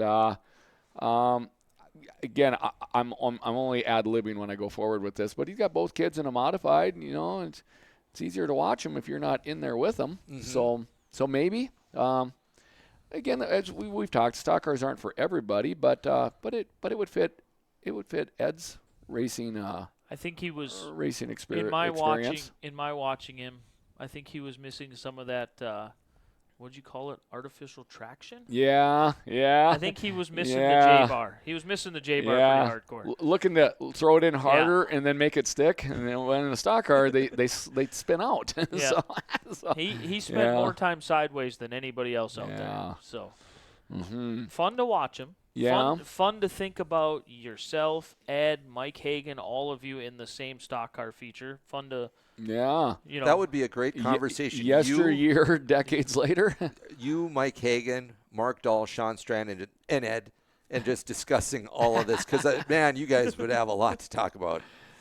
Like I say, my attraction to the class is I still want to build my own motors, and there ain't many of us, maybe only me. So I like that part of it. And then my best days were in a stock rear suspension car. So that fits my weekly environment as far as keeping things ready and stuff like that, or reasonably ready. So the many things that people don't like is the exact things I do like. So and then I paint it green to make sure. At the Nodak Hall of Fame under the grandstand or at the Marketplace Dome. The Jorn hauler parked in its glory. And then, Ed, don't drive that mod no more, and we'll just rest it right on display. Yeah. Those two definitely need to be iconic. Sealed the Orange in time. 10A. Yeah. Well, I'm certainly on board for the Orange 10A. You guys are on your own with the hauler, but I'll give it to you. So. Soon, maybe. So, dang. All right, I think I've exhausted Estevan. It was a good weekend. It was, and going back to it isn't wrong because it was good. Just to clarify, we were talking about that they didn't have to make up those features. Again, we're an educational channel here sometimes, so I just wanted to say that in promoting, there's an unwritten rule that if you make it to halftime, in other words, if all the heats get in, and you're during your intermission and it starts to rain and you cannot continue, that you can call the show right there. And then what happens is the following week the drivers get in for nothing, but the grandstand pays. Yep. So just so everybody's clear on that there. And the reason is because the drivers haven't raced for any money yet. So, but the fans got a half a show worth. They got something for their money. So in this instance, they would have got 10 races. Yeah. So Estevan coming back and making that payoff feature the first feature. That took care of that first grandstand that they got anyway. Yep. I mean, I'm just saying that they did something they didn't have to do, and I'm glad they did it. But as a selfish racer, but in my years of running NODAC and being a part of a lot of racing, I think they did. It wasn't easy for them probably to decide to do that, but in the grand scheme of things, and it made it easy on me as Darn TV because I had people. Obviously, they didn't get a full program on Darn TV. Right. You're renting, so they same questions. They were asking for a refund, and my response back was, please let me see what the racetrack's going to do, because if the racetrack makes these features up one night, I'm not going to give a refund, which they then made them up, so therefore I didn't give a refund. So they basically got them features for free this last Saturday, and then they had their normal program. Just to put this into gross perspective, NODAC a couple years ago, I'd won the opener, and then it rained. God couldn't believe I won it either. So we were the first feature out. So, but it rained. But we didn't make up the rest of those features. That was end. So just the comparison that we can relate to somewhat currently. Yep. So, because it's always a debate. Where do you make them up? Do you make them up the next week? I know IMCA, if you talk to them, they give you the ability to not necessarily have to make them up right away, to where you can make one up each night for 4 consecutive weeks. Each class, so that you're only adding a 20-minute window to your... Yes. Well, that's interesting. But of course, when with you North get Dakota to, weather, you might forget who's on first and what's on second. And when you get to this time of the year, there's no waiting. Right. They did the right thing. Yeah. And not being a weekly show like NODAC is. Yep. Again, I don't think they've had a rain out now. So that's impressive when Williston and Minot have picked up the rain slack here. But, again, just wanted to make sure that was clear. So now? Because it becomes a question when it's when the topic's hot. So I kind of have these screwed up on the screen here, don't I? We do the racing recap, then we do Fear of the Rear, Hot Sauce, but I always go to upcoming schedule, then we save the Fear of the Rear and Hot Sauce to the end. Should we keep rolling that way? However you want to roll it. You're the boss. Okay, so we'll roll into upcoming schedule. I made a visit to the old Texas Red Enterprises Ranch yesterday. Had a conversation with the old Beavers. Did you know they're listed as Fairview, Montana, but they actually live in North Dakota? Well, interesting Fairview's fact. an interesting city. Yeah, right on the border. Well, depending on what side of town you're on. It's because they want to take advantage of that sales tax deal. So if they live in Montana, they don't have to pay sales tax, right, on goods. I know it's because of the way the city limits goes, the or way whatever. Main Street runs. The way it's they're actually a few miles out of town on the North Dakota side. But still with a Montana address. It blew me away. It completely blew me away. Fairview is an interesting topic. What state is it in? Well, that's not an easy answer. Where are you standing?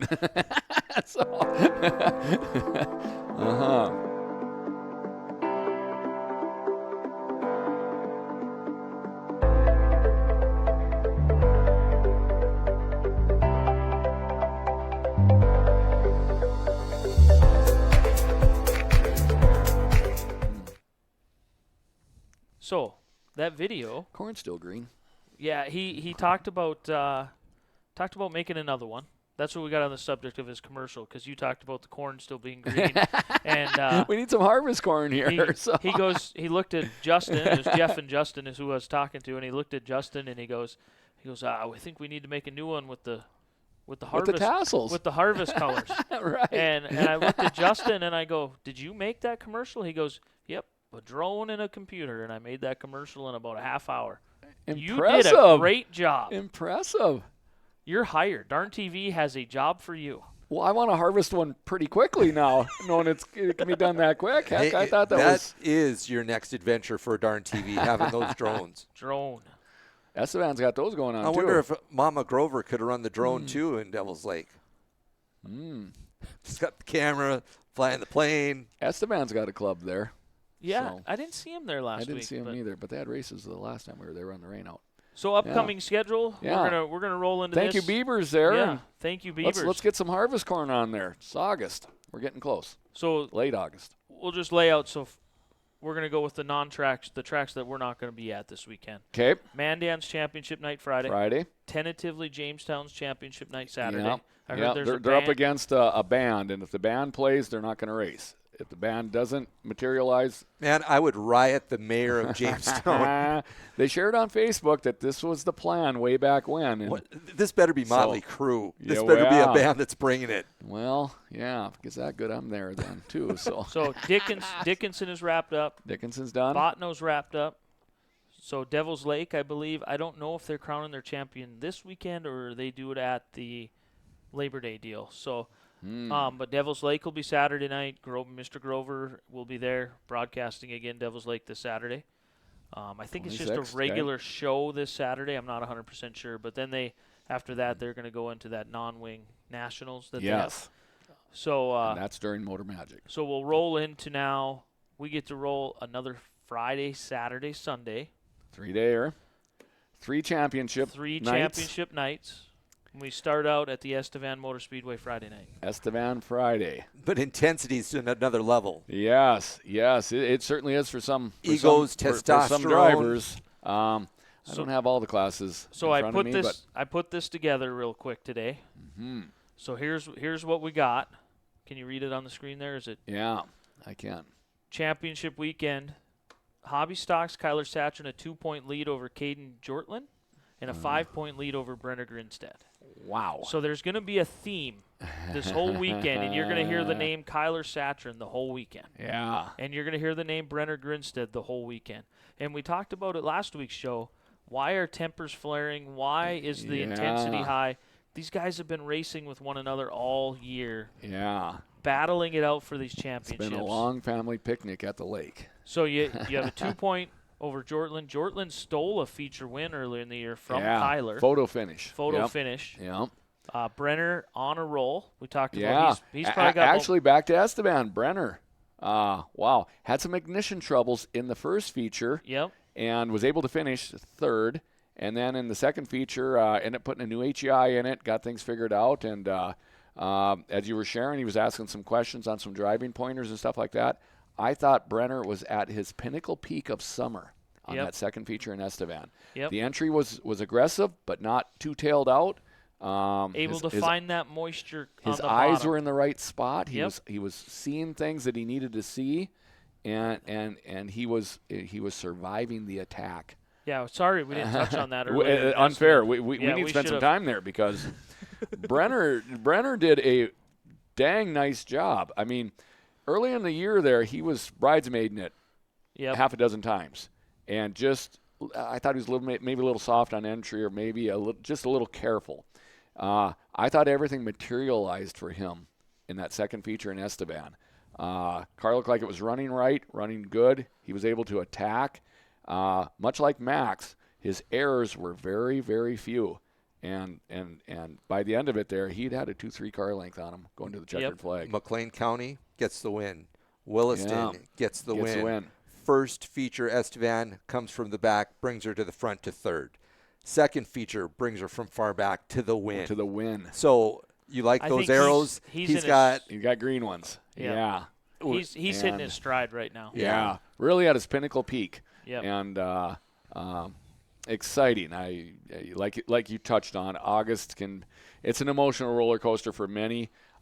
They look like they're kind of smiling and having fun, and that's awesome. I mean, that's what we all want to do, and that's hard to do. And the pressure, he with a 5-point deficit to Kyler, the pressure is definitely on Kyler. Because knowing that Brenner is on the green arrow swing. Well, when you're leading, and when you're chasing, well, you're chasing. Yep. So the pressure's but on the leader. I wouldn't count out Caden Jortland. That No. that 98 car has been on it all summer long as well. Yeah. We forgot to touch on Robbie Roselli's feature win. He had a feature win up there as well. Yep. Kind of goes by the wayside because He's been dominant. he had a win. He didn't win. Did he win the makeup feature? No, they didn't have. They a didn't makeup. have one. They got theirs done. So Did he win that feature? He did. Yeah, he did. So Okay, he won that feature. So he's been pretty dominant up there. 29 points over Ryder Rayner. Yeah. I think and not to minimize that, that's impressive. So Yeah. you still got to finish, and you still got to pay Robbie, attention. take the green flag. You're the Estevan Motor Speedway champion. Yeah. Yeah. Yeah, in the heat race to be exact. Yeah, in the heat race. So Adam Goff, 1 point over Hortness. We talked about this it. is a nail biter. Yeah. Went I wonder from 1 behind to 1 point ahead. with Chris Hortness being a Canadian treat, fan favorite up there and citizen of the country, I wonder if he could make a call to the Border Patrol and say, "How about we check that 30 a little bit tighter tonight?" Oh no.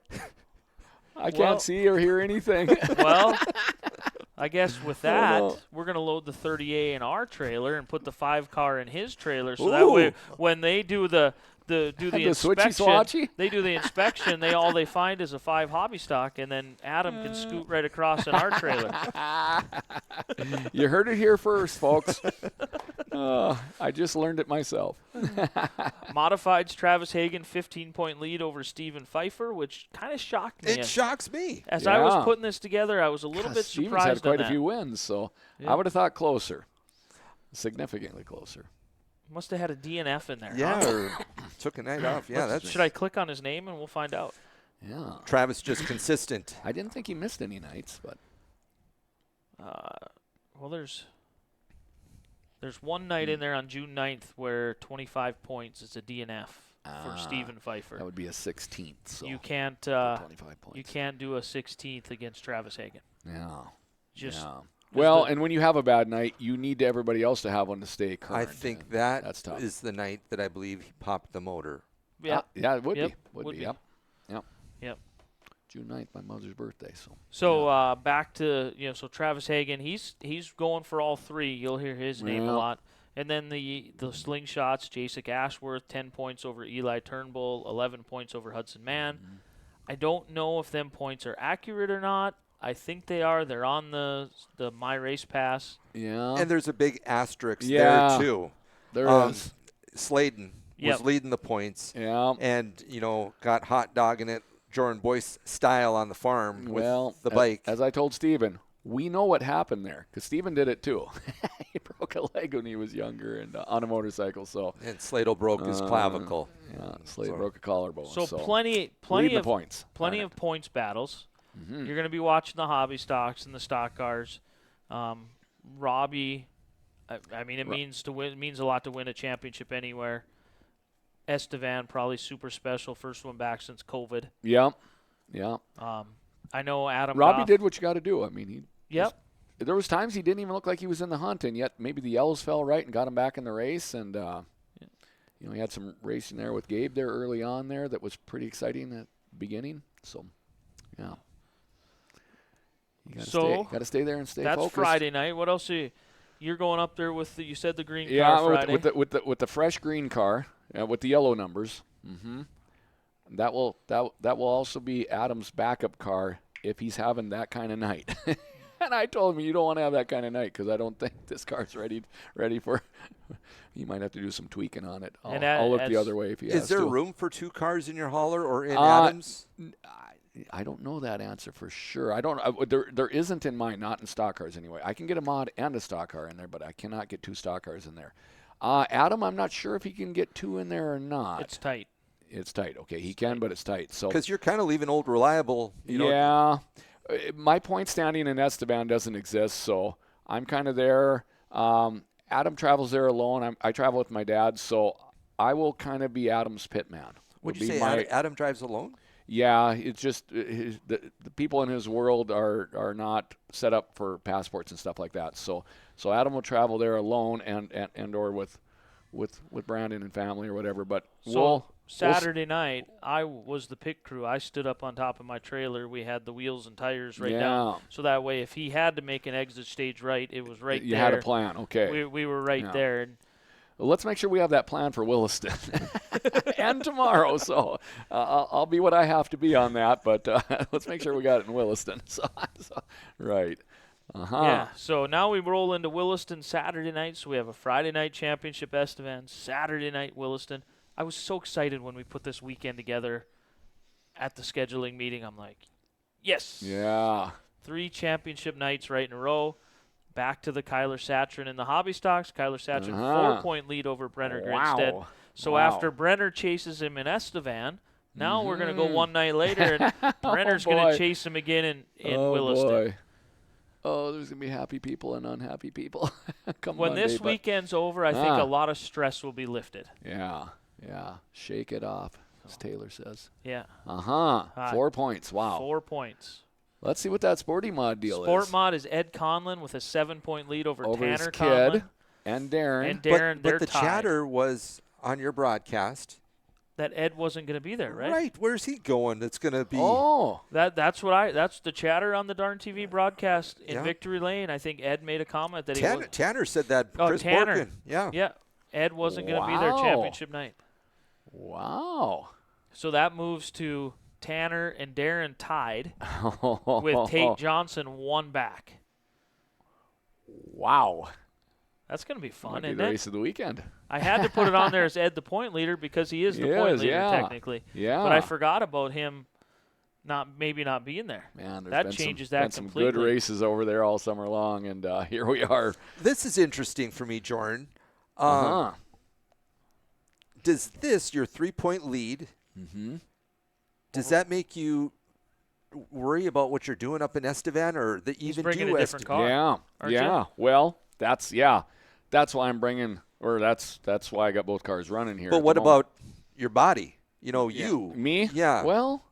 Well, as we say when we're self-employed, you're either at work or in the hospital. Yeah.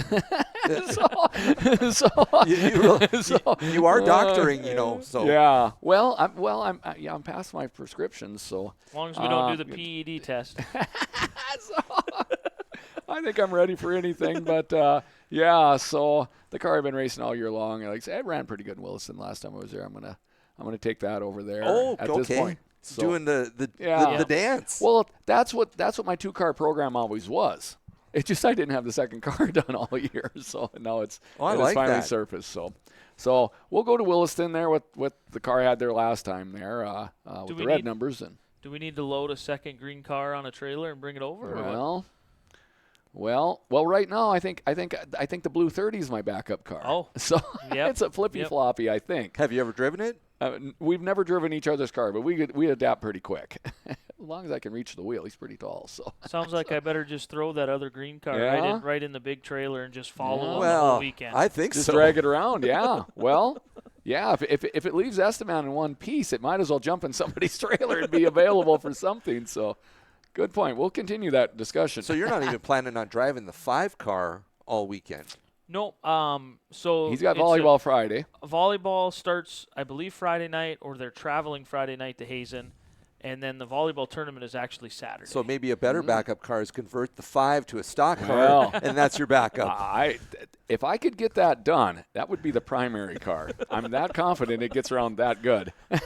So I'd have to change a motor because I got the wrong heads on it. So, yeah. But it's only Wednesday. So how do you feel about the 16s? You have 16B and a 16 chasing you. What's with that number, huh? And, well, then there's the red 16 too. So Yeah. there's a bunch of Storebox's numbers are 16. He got one of his kids 16 too. So what is my thinking? Just do my normal. Just kind of just stay out of trouble. If it was me, I'd find Justin Bachmeyer, or not. Hopefully you don't see him. Hopefully you start next to him or whatever, you can get ahead of him. We should start close to each other. But if you get ahead of him or if you fall behind him, just keep him in your sight with a car, more than one car between. Yeah, if there's no more than one car between us, then nature will just take its course. Now, if DNFs start happening, then it could get interesting. You do remember Joe Flory incident in front of you last week. Yeah. Dalton Flory incident with Storbakken in front of you. Right, Mike Hagan in so front of you. So, yes, staying out of trouble is a real deal. There could be some revenge art going on out there, too. So, I heard rumor that Dalton wasn't going to show up in a stock car. That was just a rumor. Yeah. Yeah.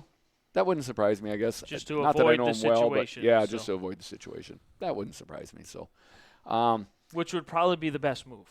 well, we talked about that a couple weeks ago when you got in the 5. You didn't want to get involved in this points race Yeah, stuff. that's why I'm. So the whole point going into that's this why, weekend, as you reflecting, you're not going to mess around this weekend. I get it. So, I don't want to be that guy that gets in between Kyler and Brenner or creates any sort of thing that maybe happens.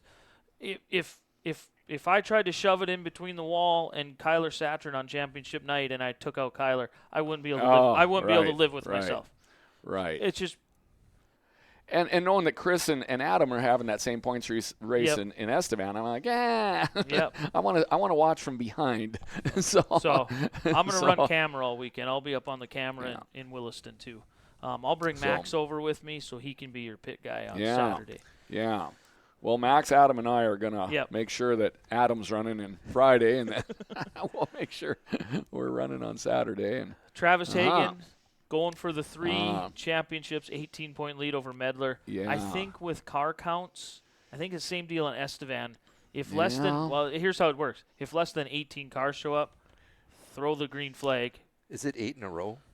This would be 8 in a No, row. there's one in the middle. Isn't there somewhere that he didn't get? in Williston? Yes.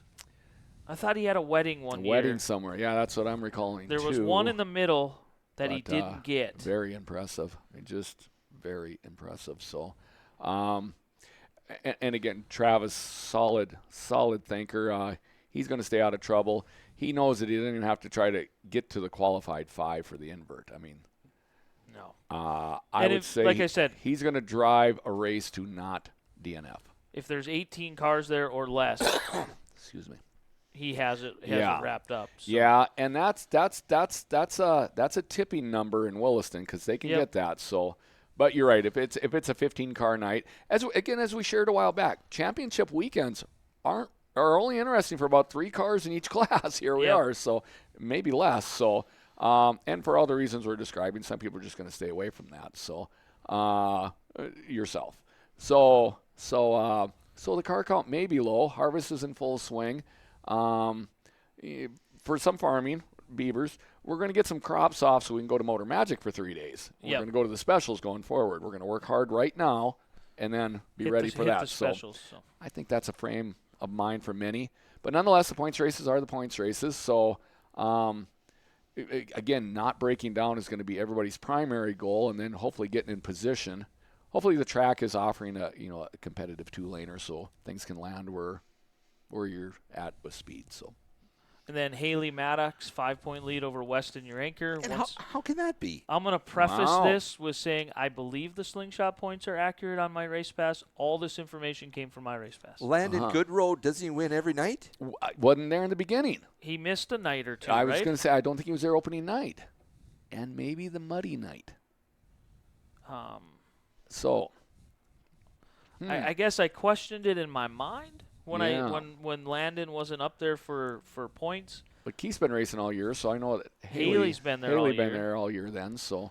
So props to Haley. So Landon Goodrow, I can't remember which. So he raced June 8th, June 23rd, June 24th, and then August 11th. So there was a night in there that he missed. I was thinking they weren't there one night. So he missed the night with all the mud. Yeah, Far as I can see, August 11th was the most recent night that they raced. 2 weeks before that would have been the night with the mud. So. Yep. And he's 22 points back, sitting in 4th.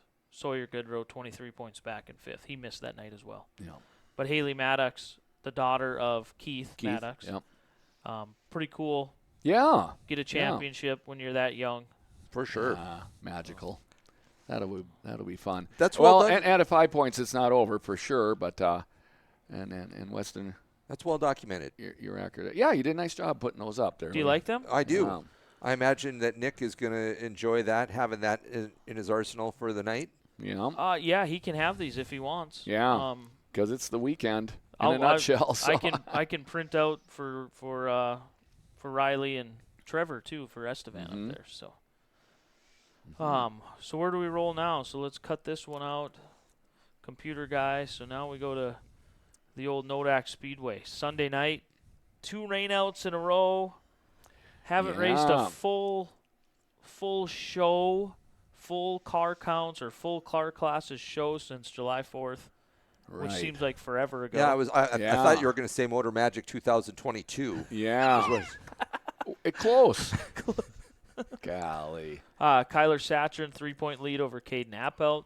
Wow. That's definitely not over. No, definitely not over. Yeah. But Kyler, before fair break, has impressed. He keeps with Caden. I think Kyler has a little bit, when Caden's on the track, Kyler has a little bit different Presentation? Yes. Yeah. Because I think he knows he has to. Caden makes you step your game up. I know what you're saying there, and I agree there. And Kyler has stepped up and rang the bell. Yep. So Yep. good on him.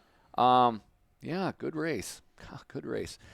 Again, everybody's going to be happy when this is over, but right now Especially it's the exciting. Satrin family. Yeah. Oh, my gosh. Yeah, they got a weekend ahead and of plus they're going to go to Boone, so, I mean, wow. I'm exhausted thinking about what they're thinking about. 3 nights. He's leading all 3 going into the weekend. Woo. Yikes. Yeah. Gabe Deshaw, 9-point lead over Brock. Mm-hmm. There were rumblings and rumors that Gabe's at college, maybe not going to make it back.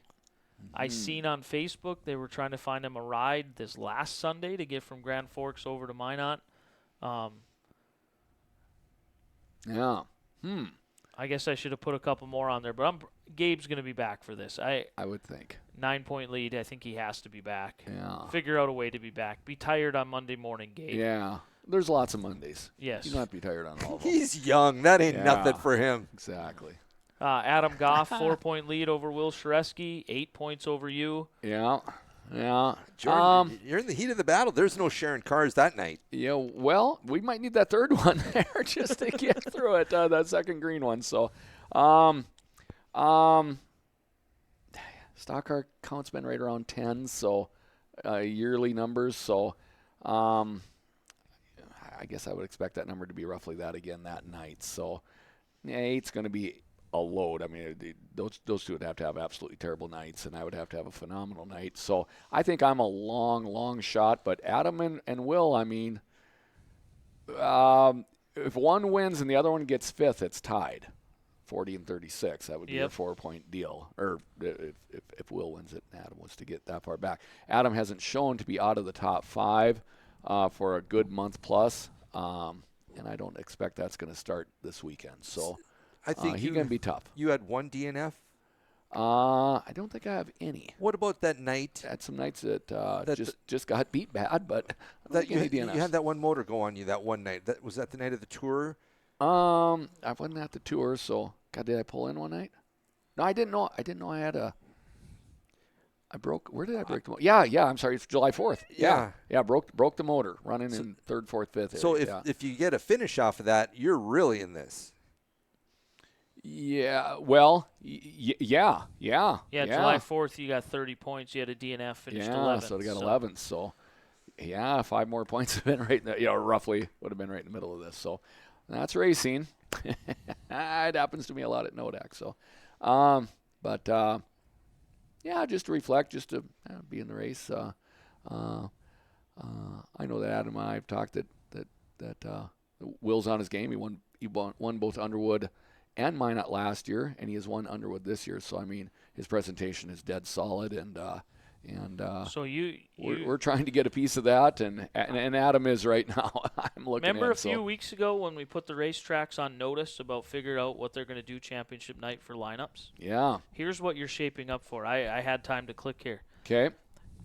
Lineups are based on your previous 3-night point average. Okay. Not the whole points, not the points line. Just your last 3. The last 3-night point average. Uh-huh. Okay. I'm going to get this graphic off the screen here. Well, maybe I should leave it up there while we're doing this. I'll take it off. Okay. So, Will Shareski on July 4th had a 3rd. Had a 2nd. No. Will Shareski had a 1st on July 4th. He won on July 4th. He won on June 18th. That's the next previous points night. And he won he got 3rd on June 11th. So Will's previous is a 1st, 1st, and a 3rd. So he's got a 1 3/4 average.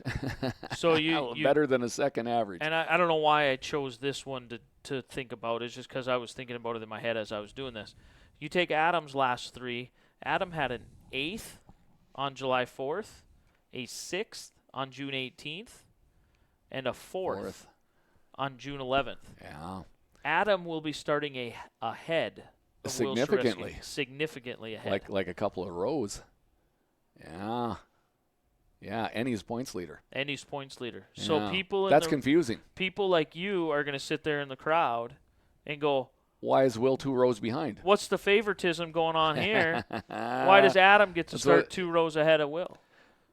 Well, right. we talked about this previously. Right. That Not picking on them individually. They're both dear friends. But Justin could say, line them up, remember, yeah. 1, 2, 3, 4, 5, just how the points are, and let them go that way. I heard all tracks are doing normal nights.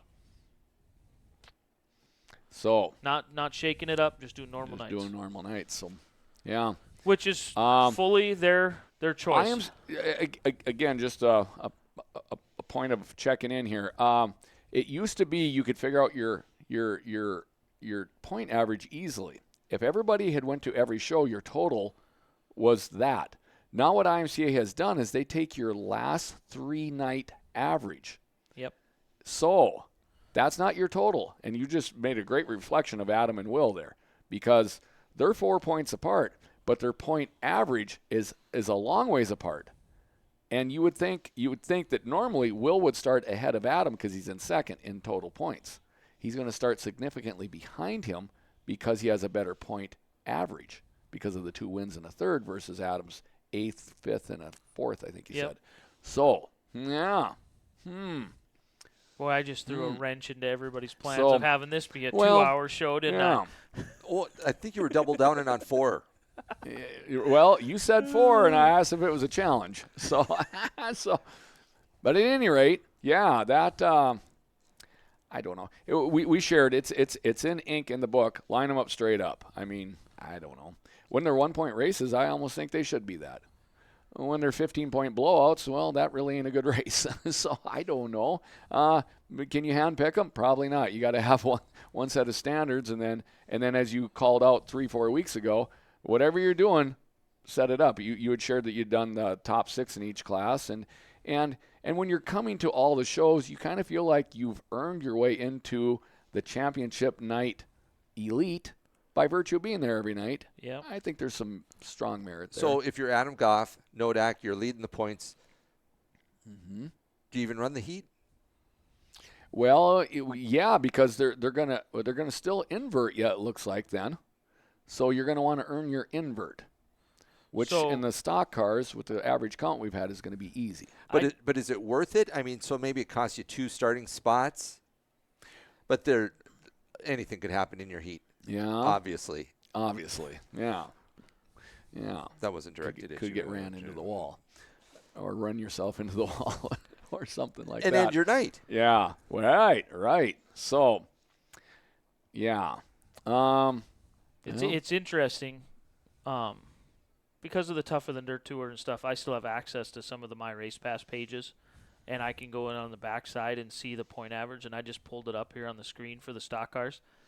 So out of the guys that race weekly, Will Sharesky would have the highest point average. The next one down would be Mike Hagan, which has he raced every night in Minot? And Mike has missed some shows in the beginning. You have Will Sharesky, Austin Doe. There's a Brendan Labatt in there, but he's only raced one night. Mm-hmm.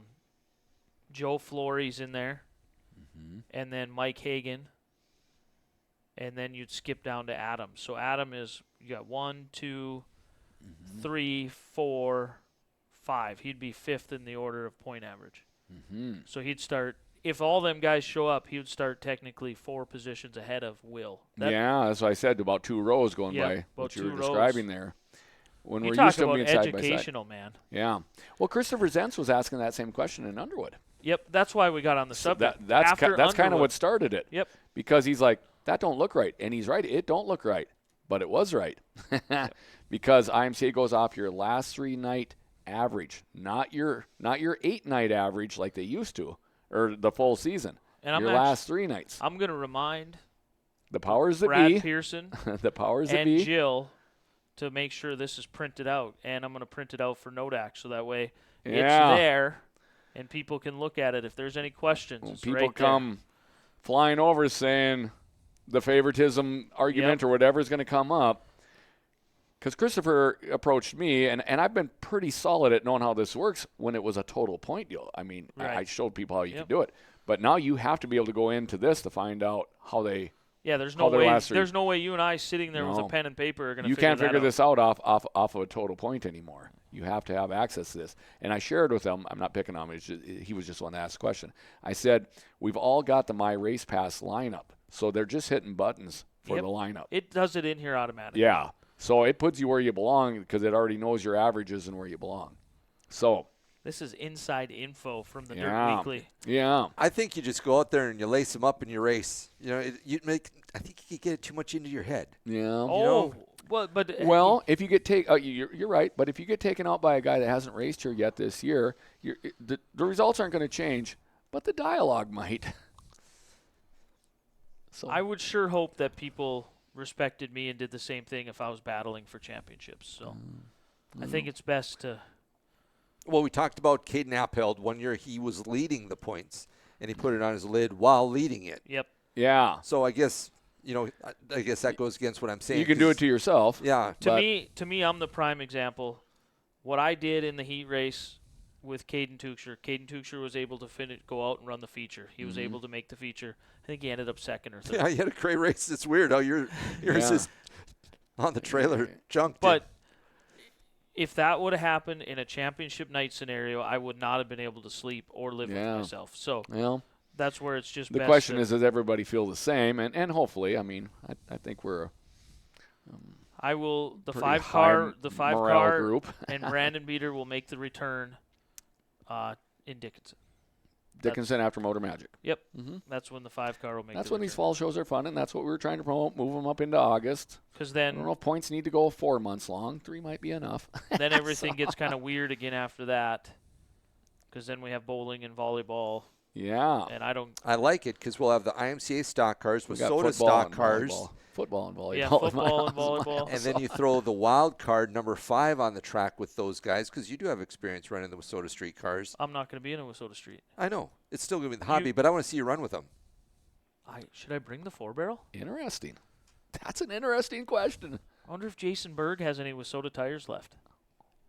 4-barrel and Wissota tires. It's an interesting question. Yeah. God, you have my wheels turning now, Yeah. buddy. Right? God, it was right there in front of us. Nobody thought of it. Right on, Craig.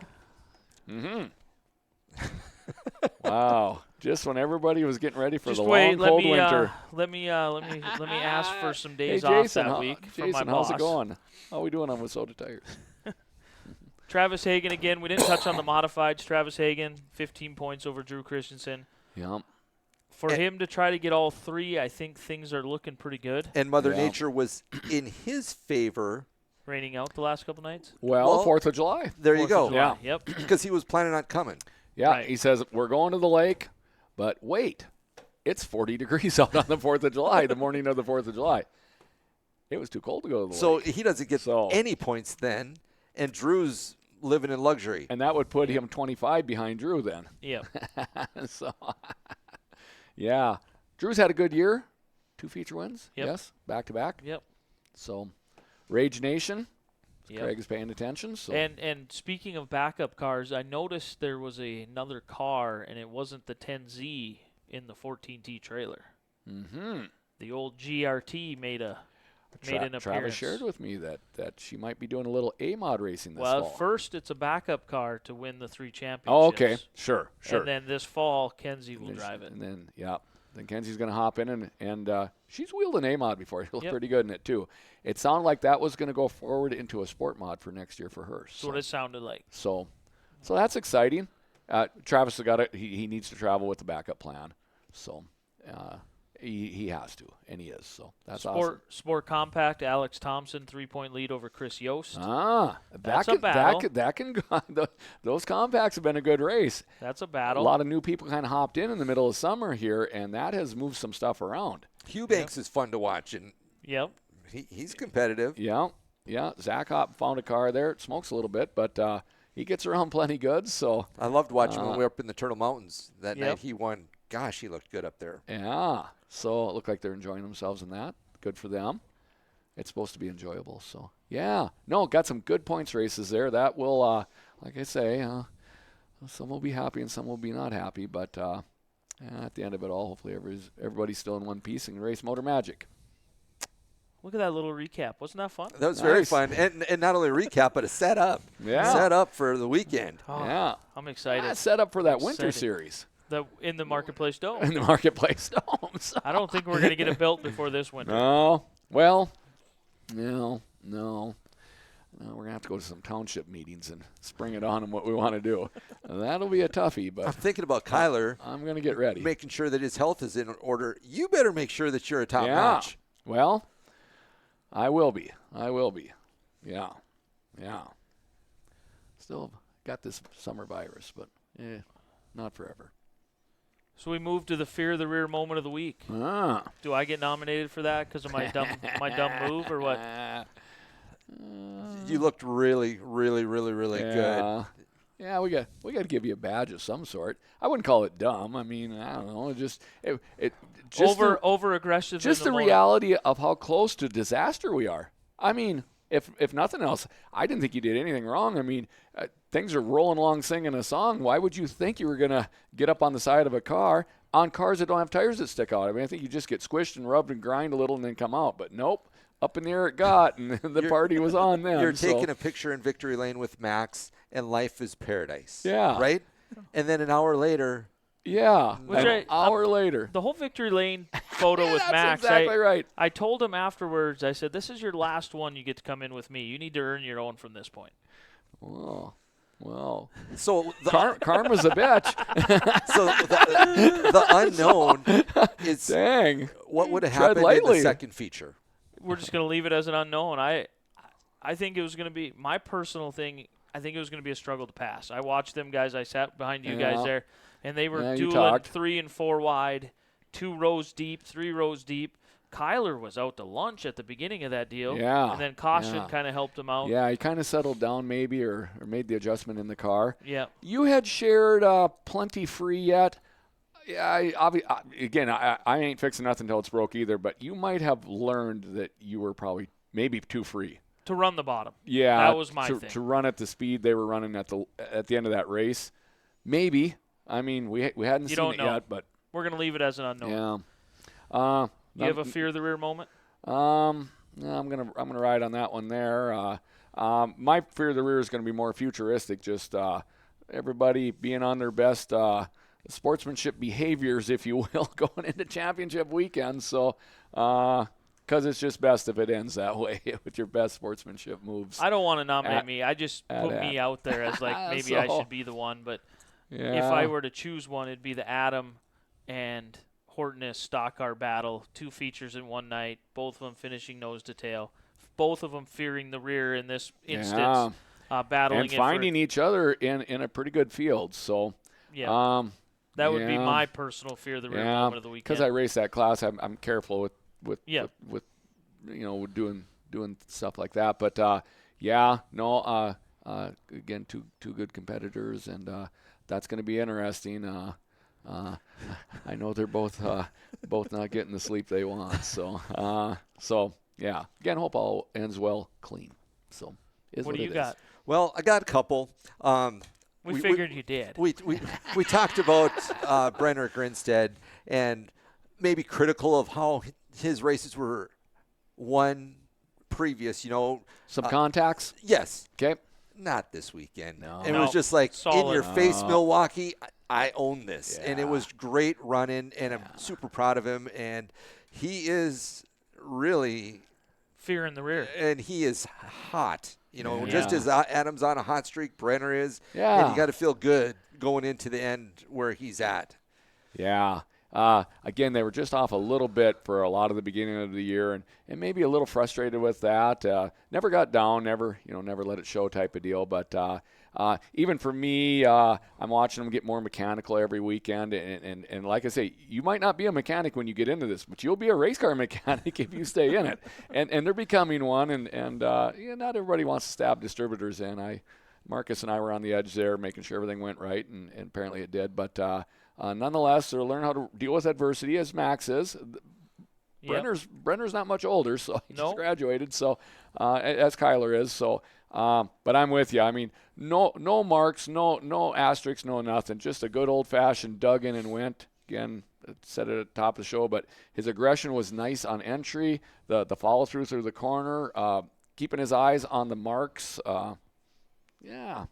Nice there. And then just nice one job, more, Brenner. Jordan, if we could go back a little bit, in your Dakota Modified days, a gentleman that you ran with for a lot of time, just making honor yep. of Monty Lundy, Yep. his passing this week, and he was smooth out there, and with Terry Fowle put that paint scheme on his car last year. It looked cool to see that out there again, and it really Terry done a good job at staying in contact with Monty. To reflect on that there, we learned when we were in Estevan of it, and they scrambled to make a presentation. Robbie made a lap for him and stuff like that. That was pretty cool. It was needed. First modified track champion in Estevan Motor Speedway. Yep. So they opened in 2000. Monty Lundy won that. So I think we all knew that he was struggling with health, and so for the last 10 years or so. Yeah, right? that's kind of what we're thinking is at least that. So I'm not saying that changes the importance of it. Parkinson's? Is that I what heard Huntington's. Huntington's, yeah, Huntington's. So yep. And I'm sure Terry will have more to share when we can get together. I haven't heard of anything going forward as to who, what, or where, but nonetheless, our mortality check. We've lost another one, and again we learned it in Estevan, and he was the first track champion there. I know this spring that Travis and Terry Fowle were working on, and Bielas and all that were working on. I think they got the original roof off that car, and I think that's going to find its way to Estevan. I think they're going to try to make somewhat of through the years decor on the inside of that steel building. So I think that's where that roof was headed, and it'll be labeled the first, Estevan modified champion. And now, of course, we've lost him. So that changes how that will be presented. But yes, Monty was a personal friend. He loved racing. He worked hard at it, spent all of his money, and then some, like most hardcores do. Even in illness, he still wanted to try to get another car back out. I mean, it just wasn't going to make practical sense for that to happen. But nonetheless, he stayed interested in it all the way through, and racing defined Monty. I mean, it made him somebody special. So top 5 down to Super Nationals. Yes. In the big show. Big A main at Super Nationals. Big A main. In fact, that was when they took all the first 4 or 5 motors for sure, and he actually had to pull a motor out because he got 4th or 5th. And then they get auctioned off and stuff like that. And I would actually call that there somewhat of a turning point in his career. He struggled to bounce back after that. So. From the Beaters, from the Dirt Weekly family, from the Darn TV family, thoughts and prayers with Monty, his family, his friends. I didn't know him as well as maybe some others. I knew of him. Said he was 53, so yeah 6 years younger than me. So gone way too early. Another one way too early. So it just makes us sit back and realize how precious life is. Yeah. And how really in the grand scheme of things, the sport that we do, the wrecks that we get into, the arguments we get into, the yelling and screaming, the controversy, it really means nothing in the grand scheme of life. John would say that all the time, and it really is true. I mean, you're mad enough spit nails when it happens, but when you get into this discussion, it like you say, it means nothing. So. I was mad enough that I could have done a lot of things Saturday night after that wreck. 15 minutes later, I was fully reflected and not mad no more. And we try to stay grounded, and like you say, you look around and there's a lot of people that like to do what we do. Yep. So let's be grateful for the opportunities we get and that we still get to do them, and so. And it does make you mad sometimes. Hopefully not forever. A story I got with that is a driver that I love to cheer for, the grinder, Don Gumpke. He was in Minot one night racing, and I thought he got maybe a bad call. And I went down to the pits, and I was so mad. I had my bag of Dakota Kids, and I said, Don, I don't like that call. He reached in my bag of seeds, grabbed him, and said, that's racing. He wasn't worked up. Yeah, another one we lost too soon for sure. I mean, he'd gotten into promoting there in Jamestown, and you learn all kinds of things when you get on the promoter side. Now good people in this game, and we've lost some of them. So, yeah. Rest in peace, Monty. Yeah, hopefully it's better than the last 10 years on the other side. Yeah. So, Yeah. hot sauce topic. I don't have one. I never heard from the old hot sauce this week to give me one. Well, I thought last week's was warm enough to kind of, 2-day-old pizza, but not this week. But I see Craig over there. Well, I had to sit on mine. Oh, yeah, that's right. Yeah. Yeah. We got into mine last week. Yeah. Well, Isaac's, he threw that out there. Yeah. Right. And, I don't necessarily know how hot it is, but it's a question that I have, especially as we move forward with safety and making sure that all you drivers are safe out on the track. And I think about Glenn Schumacher with a cigarette out there and back in the day. Of course, we never want to see anybody get hurt on the track, so this may be the reason we don't do this anymore. But if there was sheet metal hanging off of the car, you'd see Glenn go out on the track and he'd wrench that and rip it off, throw it in the pits, and off he'd go. Mm-hmm. And what really got me thinking about that a lot is you in Williston with the drive shaft sticking out of the front nose of the car. Mm-hmm. Why is it that there isn't more of that, getting on the track, making sure everyone's safe, getting the loose sheet metal off, getting the drive shaft off of the front? That's an interesting question. As a driver, I didn't know that was stuck in there. I knew I'd ran over something, so I had no reason to believe that I still had something on me. Obviously, it was. Preston Martin's hood in his face. Yeah. Someone's back sail panel flapping in the wind that could fly off and catch somebody in the head. Yeah. Mm-hmm. Yeah. And back in the day, Glenn he'd rebuild the carburetor right there on the front stretch for you. Yeah. And I know it's time consuming. Yeah. But it's a safety deal. Well, reflecting on some stuff that, again, we're in points racing weekend. So sometimes you got here by the fact that your sheet metal didn't fall off and somebody else's did. So that becomes part of the dialogue too. So is a dangling piece of metal, if you stop and the Glenn types fix that, do you go tail end for that? I don't know. So sometimes yes and sometimes no. Usually no. So, and then points racing has become part of this question. I'm going off on my experience here. So then the deal is Glenn was stopped from touching anything. If you had something questionable, you had to pit and fix it, which resulted in you starting tail end. So now, but they don't make you pit. Sometimes they just let you run out there. And wait till it falls off. And if it don't fall off, lucky you. Which is like the hot sauce topic is that, but there's a 1.2 or 1.1 hot sauce topic of should the sheet metal that falls off your car be a caution blamed on you? Go ahead with your point. Well, continue yours before we move to 1.1. Yeah. So who makes the judgment call that you have something unsafe? That drive shaft hanging off the front of my car certainly didn't look safe. Oh, no. And I didn't know it was there. And it wasn't mine, but it's on my car. 1.5. Okay, can I make the hot sauce topic a little hotter, all right? So we talked about how Joe avoided disaster with the drive shaft not coming in and taking out a thigh. Not getting him personally. And how the most opportune thing happened with it, got jammed in there, everyone's safe. Yeah. But it's like the gun was left to lay out there on the table. Yeah, loaded gun. Get that thing out of there. Yeah. Uh-huh. And Jason Storbakken had shared that a chunk went shooting through his passenger side. Where did that one go? Maybe it was in his car.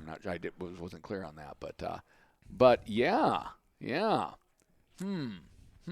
Just thoughts from back in the day. Yeah. Remembered how it used to be. And with safety at such an all-time high, it just seems sometimes that there's some things dangling out there that maybe shouldn't be. I grew up in a world where the ground flag man, Glenn, or even Dale Nordstrom was down there. There was a couple other people down there that were with Glenn down on the bottom on the ground, would help you with a situation. Yeah. Yeah. You got a back panel hanging on by one hook. They'd just unhook it and let you go. Let you go. And they wouldn't put you to the back. Yeah. You just join in the field. And that seems like that should be okay. Now, I have no idea what year it changed to what we're doing now, but it seems like everybody right now is under the impression, number one, the officials are not going to touch your car on the racetrack. Right. That's the world we're living in now. Mm-hmm. Number 2, if that debris does fall off your car, it is your caution flag. So if they can prove it's yours. If they can prove it's yours. Sometimes Yeah. it's a struggle with the color of the tin. Did it come off your car or not? Yeah. I think it went that route of not touching cars on the track because of people crying favoritism. You helped him, but you didn't help me. Correct. I made sure my stuff didn't fall off. Why are we fixing them every night? I think it was one of them deals to where there was a lot of crying favoritism, and a decision was made by, I'm guessing, a board of directors sitting in a boardroom. It was not my board of directors because the rule was already there when I came in. That said, nope, we're not going to hear the crying no more. No touching any cars on the racetrack if they have. That's defendable. Yes. It's not necessarily pleasant, but it is defendable. So. Because then the rule is the same for everybody. Yeah. You know. Yeah. True, but then what trumps that is if a sheet metal falls off and hurts someone, you know, and it could have been preventable by just yanking it off. Well, let's just continue playing on your example because it's a great one. I've got a half a drive shaft in my nose piece. I don't know that, but that's dangerous. It's a club. It's a club. It's a half going 80 miles an hour. It's a half a baseball bat. It's a javelin. Yeah, javelin. Come up through the floor, go through your helmet. That thing starts bouncing on the ground. I mean, I think we're doing 70 mile an hour average or something, or one of those numbers was pointed out over the weekend, 60 or something. Yeah, you drop that out of your car window down the highway, it's going to go somewhere. So, but I don't know it. Whose problem is that? Mine or Joe's? It's on my car. But, you know, we're concerned about rocks. You know, I know Mark Dahl one time took a rock, knocked him out going down the backstretch. Yeah. That drive shaft would knock you out. Oh, it could kill you. I think your hot sauce topic, and he just touched on it, that it's a super hot sauce. It's the ultra hot now. Yeah. Jorn has that drive shaft stuck in the front of his car. For safety purposes, Brandon Beater, I'm the race director. I'm running the show. Bruce Rudlin needed a night off, and they brought Brandon Beater in.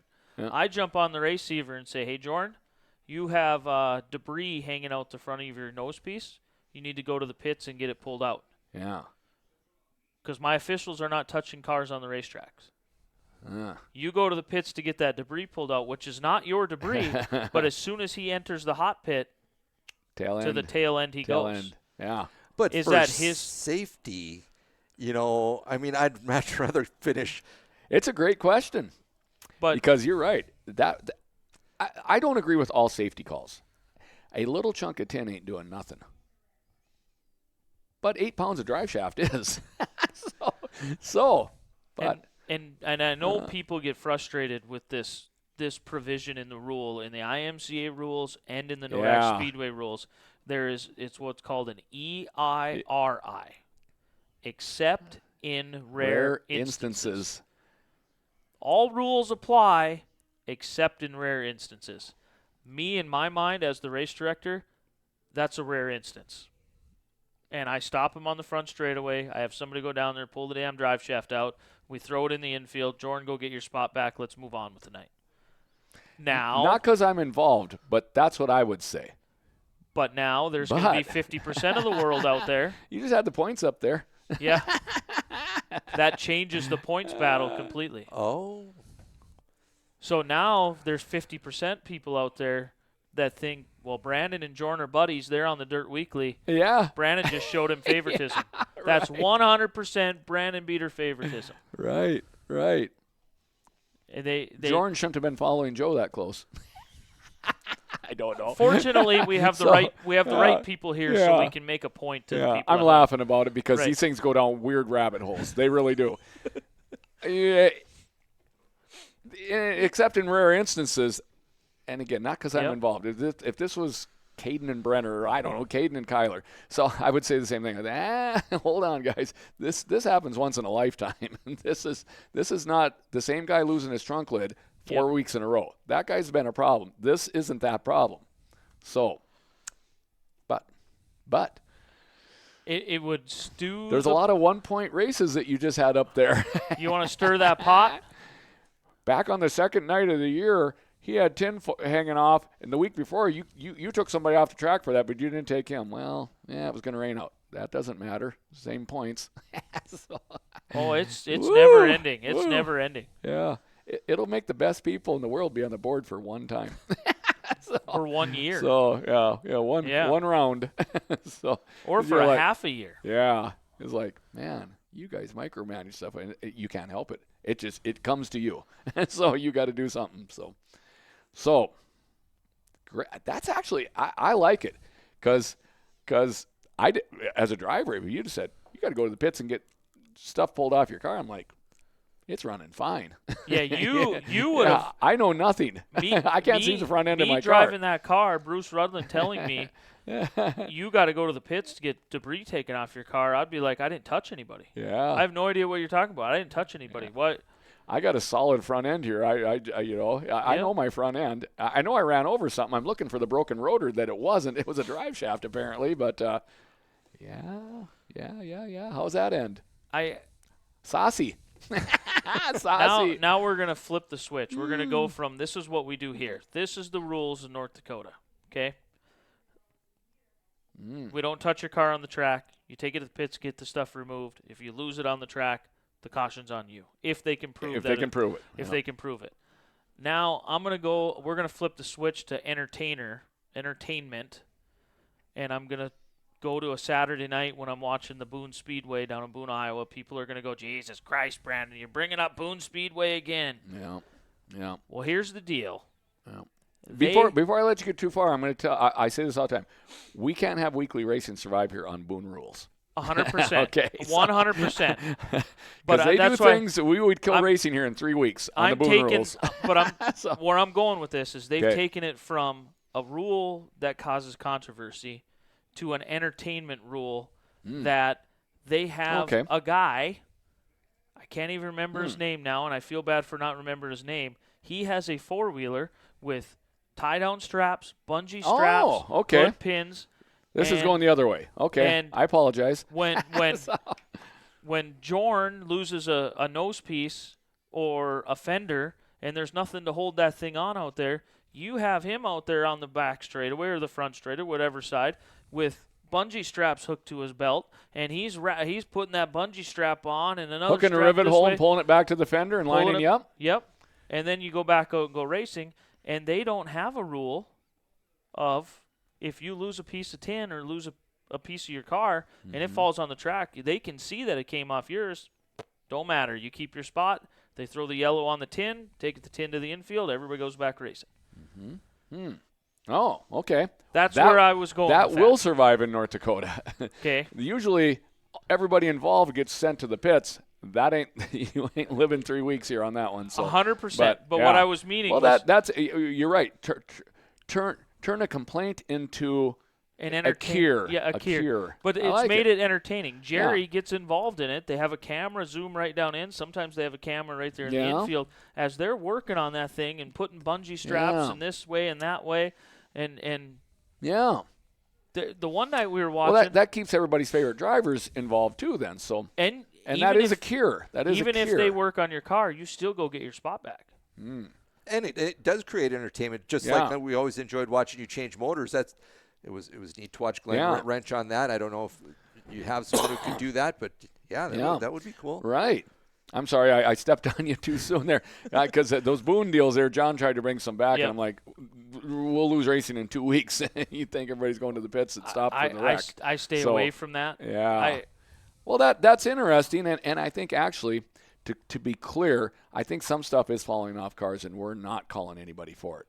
And that's safe. I think we've gotten clear on that, or it's went that direction over the years. If somebody loses, their hood, it's a green hood laying on the track. Well, and Jordan is missing his. I'm one. I'm one of two cars that can be. I'm in trouble. So, I'm the one missing it. So, that's going to be obvious. But when we're losing little patch pieces and stuff like that, it's like and we've been rubbing the wall and the 91T. It's one of them. It's a perfect hot sauce topic. Yeah, it is. Because it leads into another one that we need to have in the off season.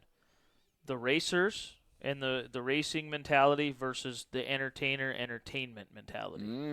And how do you put these two together? Balance. How do you put these two together balance. and make Jorn, or I'm just using you as an example, Jorn and several other drivers understand that we are serious about the racing. We do want the racing to be serious. We're not trying to make a joke of it, but we're going to do this rule a little bit different because it has the potential of throwing a little bit of excitement, entertainment. Controversy is good for the game. Drama. Yeah, controversy. a little controversy. Drama, controversy, same thing to me. Yeah, people are talking about it. Yep. Yeah. We might talk about it here. It, And then people driving up and down the road got to listen to it. if Sunday night or Friday night, Saturday night or Sunday night, if any of them 3 nights, one of them championship leaders has a fender come off or a hood or a nose piece or a door or has a panel hanging off, you're going to think back to this conversation and go, where's the bungee guy? Where's put the that bungee back guy? on there. Because That bungee guy potentially might be the answer. each track could handle it differently. Each track could handle it differently. Well, and I've shared that with flagging. Yep. You need to know what track you're at because different regions have a different way of playing fair and square, and that's okay. Just understand where you are. So, yes. Yep. God, you nailed it on the head Yeah. again, dude. Well, I remember one night, Great topic. Ed Turnbull, he was I don't even think of any because you always bring the good ones. So. he was driving his modified and just clearly fast out front, leading the herd, and he was going into one, and you could just tell the car was digging. The motor was just screaming, and the air cleaner cover flew off, and I think it just off of one, yellow came out, and they called her on Ed. You know, and you can imagine Ed was not too pleased with the deal. Didn't take it as smoothly as you would Which, think. in the So. grand scheme of things, it's good that the black flag was called on him because he didn't have a top to the air cleaner. Right. It might have saved a motor for another month or 3 or 5, but nonetheless, the air cleaner lid weighs about 2 ounces. They're aluminum. They weigh nothing. And I don't know how they can hurt anything. Run over it. Let's keep on cooking. Ed can make the decision, or that person can He make saw the it fly decision off. whether he wants to let his engine ingest whatever comes its way or not when you're out front. And I can tell you, my opinion would be run her home, boys. So run her home, boys. We make more. We make more where I live. So that would be my decision. But nonetheless, that's again a controversial move by drivers that is part of the entertainment you come to see. So like I say, sometimes things come off that broken drive shafts have to be off the track. Even a broken rotor is flat. I dare say that will stay on the track. I don't think you can even kick that thing back up because they're only 3/4 of an inch thick or less. But rolling around drive shafts are javelins and or bats. Those will get picked right back up and tossed again. Except in rare instances that there's nothing wrong with doing that. It's the same thing I say on a wreck. Both to the back, one to the back, one to the front, or both to the front. You have 3 options. Don't use the last one all the time. Use it when you have to. Yep. When you're 2 laps from the end and they put on 18 laps of good racing, don't kill this thing now.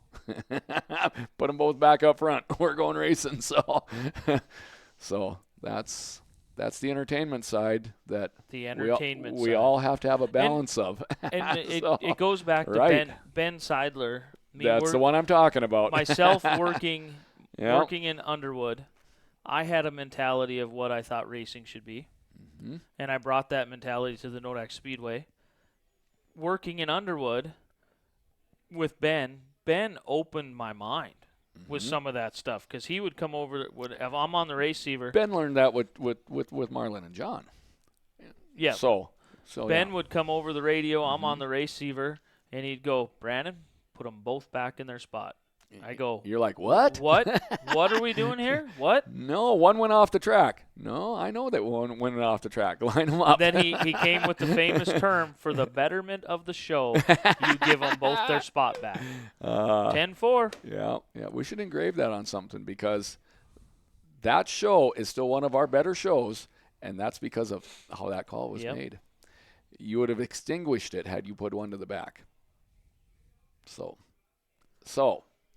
And that was a special, and it wasn't a track points deal, and it wasn't a whole bunch of things. So it had the perfect environment to do what was done to there. do that. Yeah. I think on a points So, deal, you're going to get yourself in a You're little in bit of trouble. Somebody's going to get hurt. So, but yeah, that for the betterment of the show, that was what, 2,000, 3,000, 5,000 to win deal. That needed to line back up.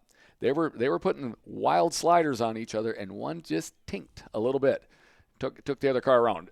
So I can't remember both the players, but I know one of them. Tom Berry and Jason Waller. Jason Wall. Okay, yeah. Yeah. Yeah, those are some good players. Yeah, and they were putting on a driving school. It was great to watch, and it was close to the end, and one got off, and yeah, you were on the headphones that night. I was on the headphones again. that night. Great experience. And again, those are the hard people that are hard to find for the boardroom, because Yep. that right there, you're right. You said the balance of entertainment and the balance of doing it right, because that's all those are important. But everything isn't 100%.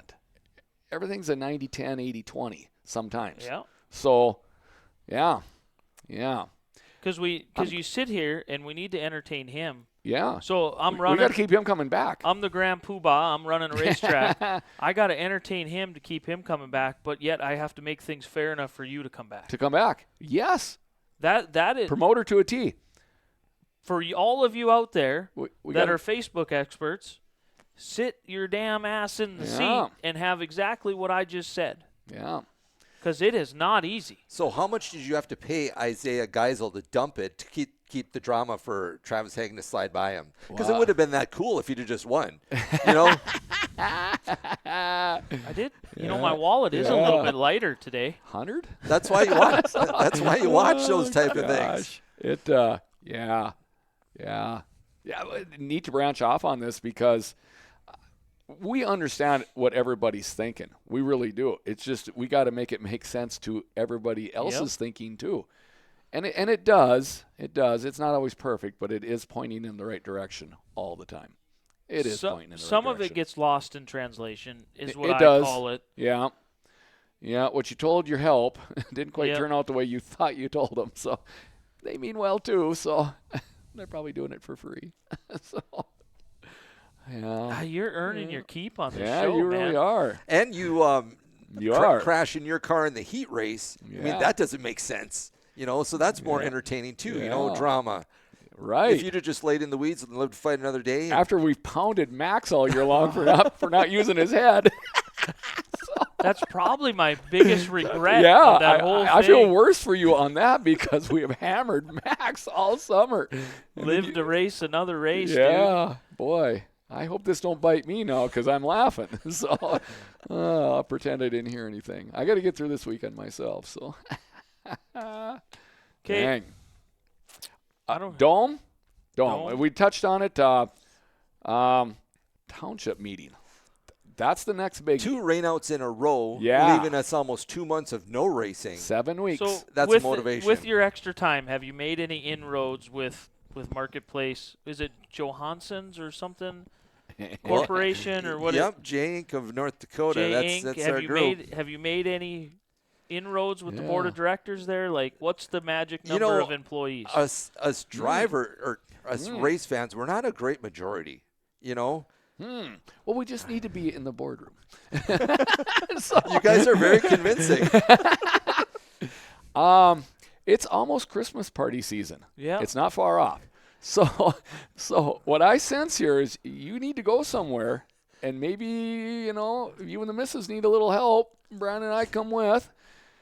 You point out who's who, and we'll ever been to the races? I think it would be more appropriate to. Are you guys good golfers? Because they love to golf. You could never golfed in my life, so probably not. But that I'll do anything for something. I was going to say, that entertaining thing that we talked about, entertainment? That would be. That would Jordan be. and I golfing would be man. A entertaining. lot of deals go down on hole number 9. And I've been confronted with that fact of life before, so I guess we're just going to have to figure this out. Anything for something. So If you're trying to race car, you should be able to swing. yeah. I need a left-handed club to make it at least look right. Because if I use a right-handed one left-handed, it's going to look really dumb. But again, anything. It's got to for be something. rental clubs, I'm guessing. So, So are these are some pretty big wigs? Do they dress nice? Do they know how to golf really well? Oh yeah. Well, So if Jordan, golf is a, it's interesting because I'm going to base mine on my commentary. I'm going to do a pool shot down on my knees. At the end of it, so. you followed in your daddy's footsteps and didn't follow the racing career, and so did you, and now Max is as well. Yeah. And I don't know where I went wrong, but my son, he's all golf. He's all golf. He's just all my brother and his son are too, so it happens. Whoa, shout out. My nephew Damon, Jed's son Damon. They had a tournament. Now, I'm not real savvy on golf, so I'm going to mess this up a little bit, but shout out to my nephew. Hole in one. Well. Hole in one. Hole 15. So my son and your nephew can be our representatives and say, yeah. Help us with this marketplace racing. They can golf for us. Yeah. Well, we write our names on the card. Yeah. Go get it, boys.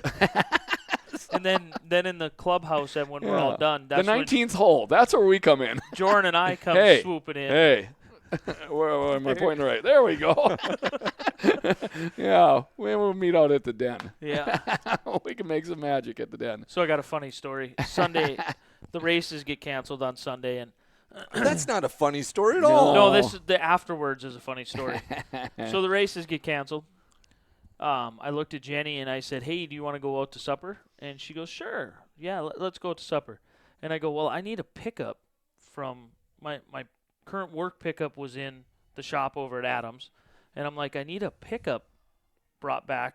I need something to drive for work, and it's in Stanley. I go, let's take off, and I'll take you to the Palermo Bar and Grill. I go, you've never been there. I go, I go to lunch there every so often. It's a good place to eat. So we take off on the road about 5 o'clock, thinking we're going to eat about 5:30, 5:45, 6 o'clock-ish, whatever. Roll into Palermo. The old Palermo Bar and Grill is closed. Ooh.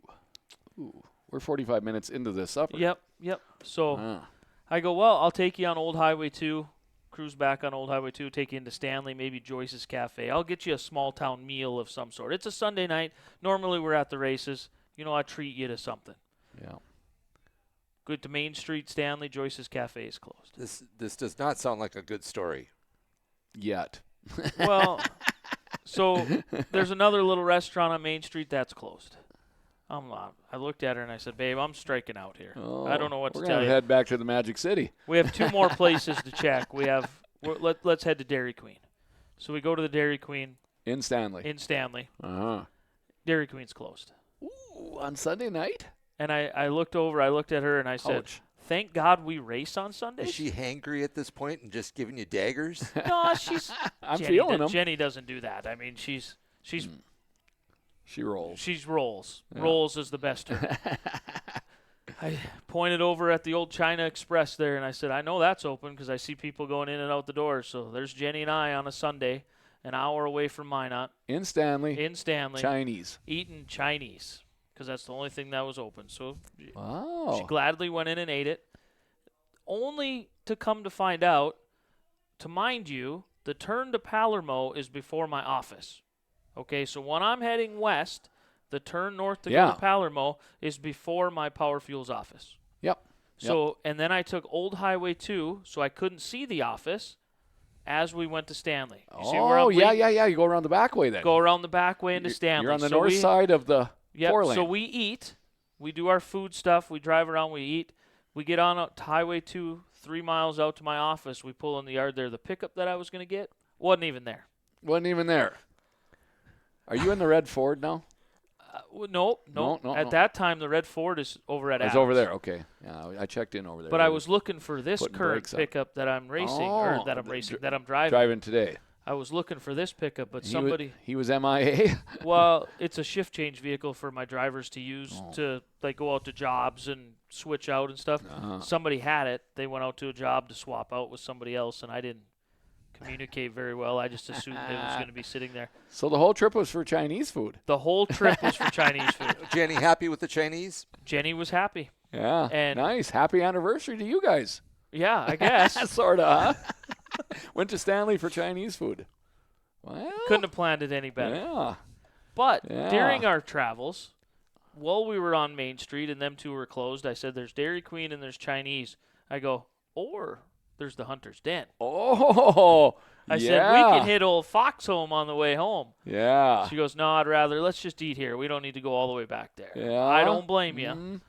Well, at the Den, you get the air fryer during the week. You get the steak night on Fridays. So on Sunday you're on the air fryer, which isn't bad. There's nothing wrong with an air fryer. Yeah, we got shrooms and cheese curds and cheeseburgers and onion rings and we got to clean up your diet. We're trying to nurse you back to health. Yeah. Well, I'm off the roids now, so everything should come crashing down soon. Northern Testing sitting there waiting at Nodak. Pee in this cup, Jordan. Pregnant? What? Jesus, where'd this come from? Should we wrap this up? You got any final thoughts? All right. Just looking forward to a great championship night. Weekend. Yeah. Triple header. Weatherman looks like he's playing pretty nice. Yeah, the humidity can go away. Didn't we say that last week at this time too? And then all of a sudden it rained on Sunday?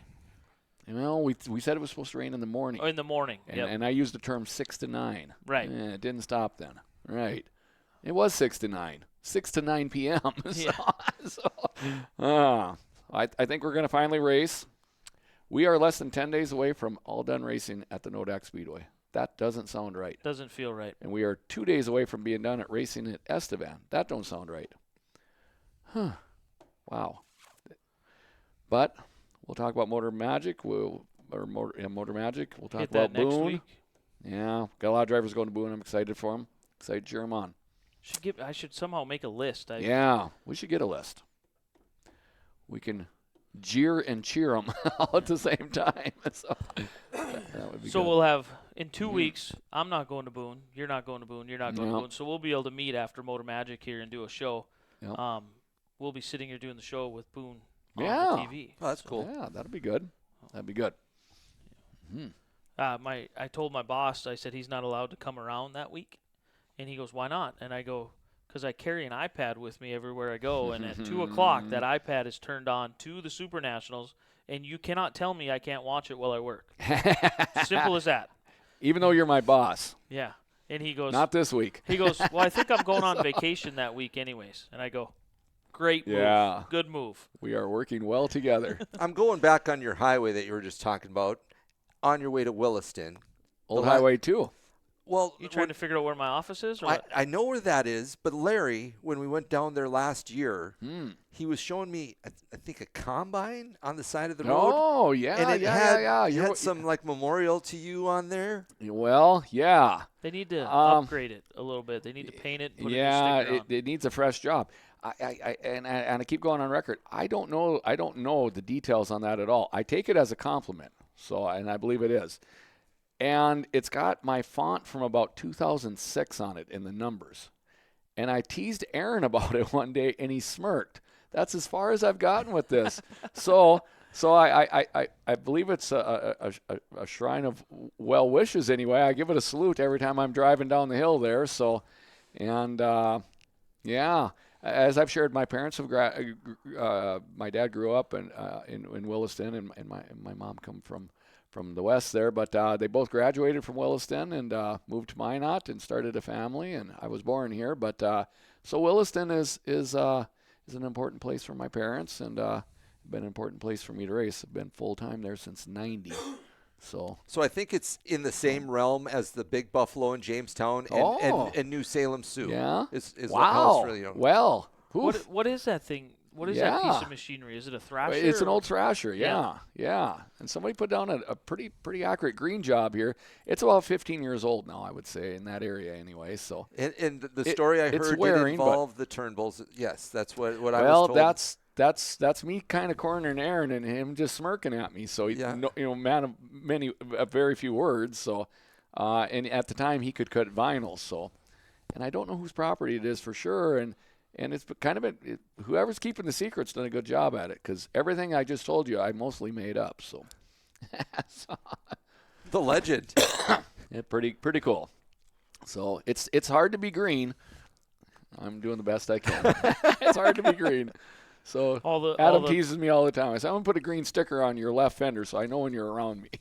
He goes, all no, the- you're not. All the superstitions. Don't So- wear green on race day. Don't have green on your race car.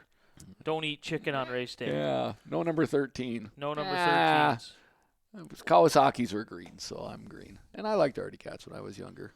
Not everybody likes Artie Cats, but I did.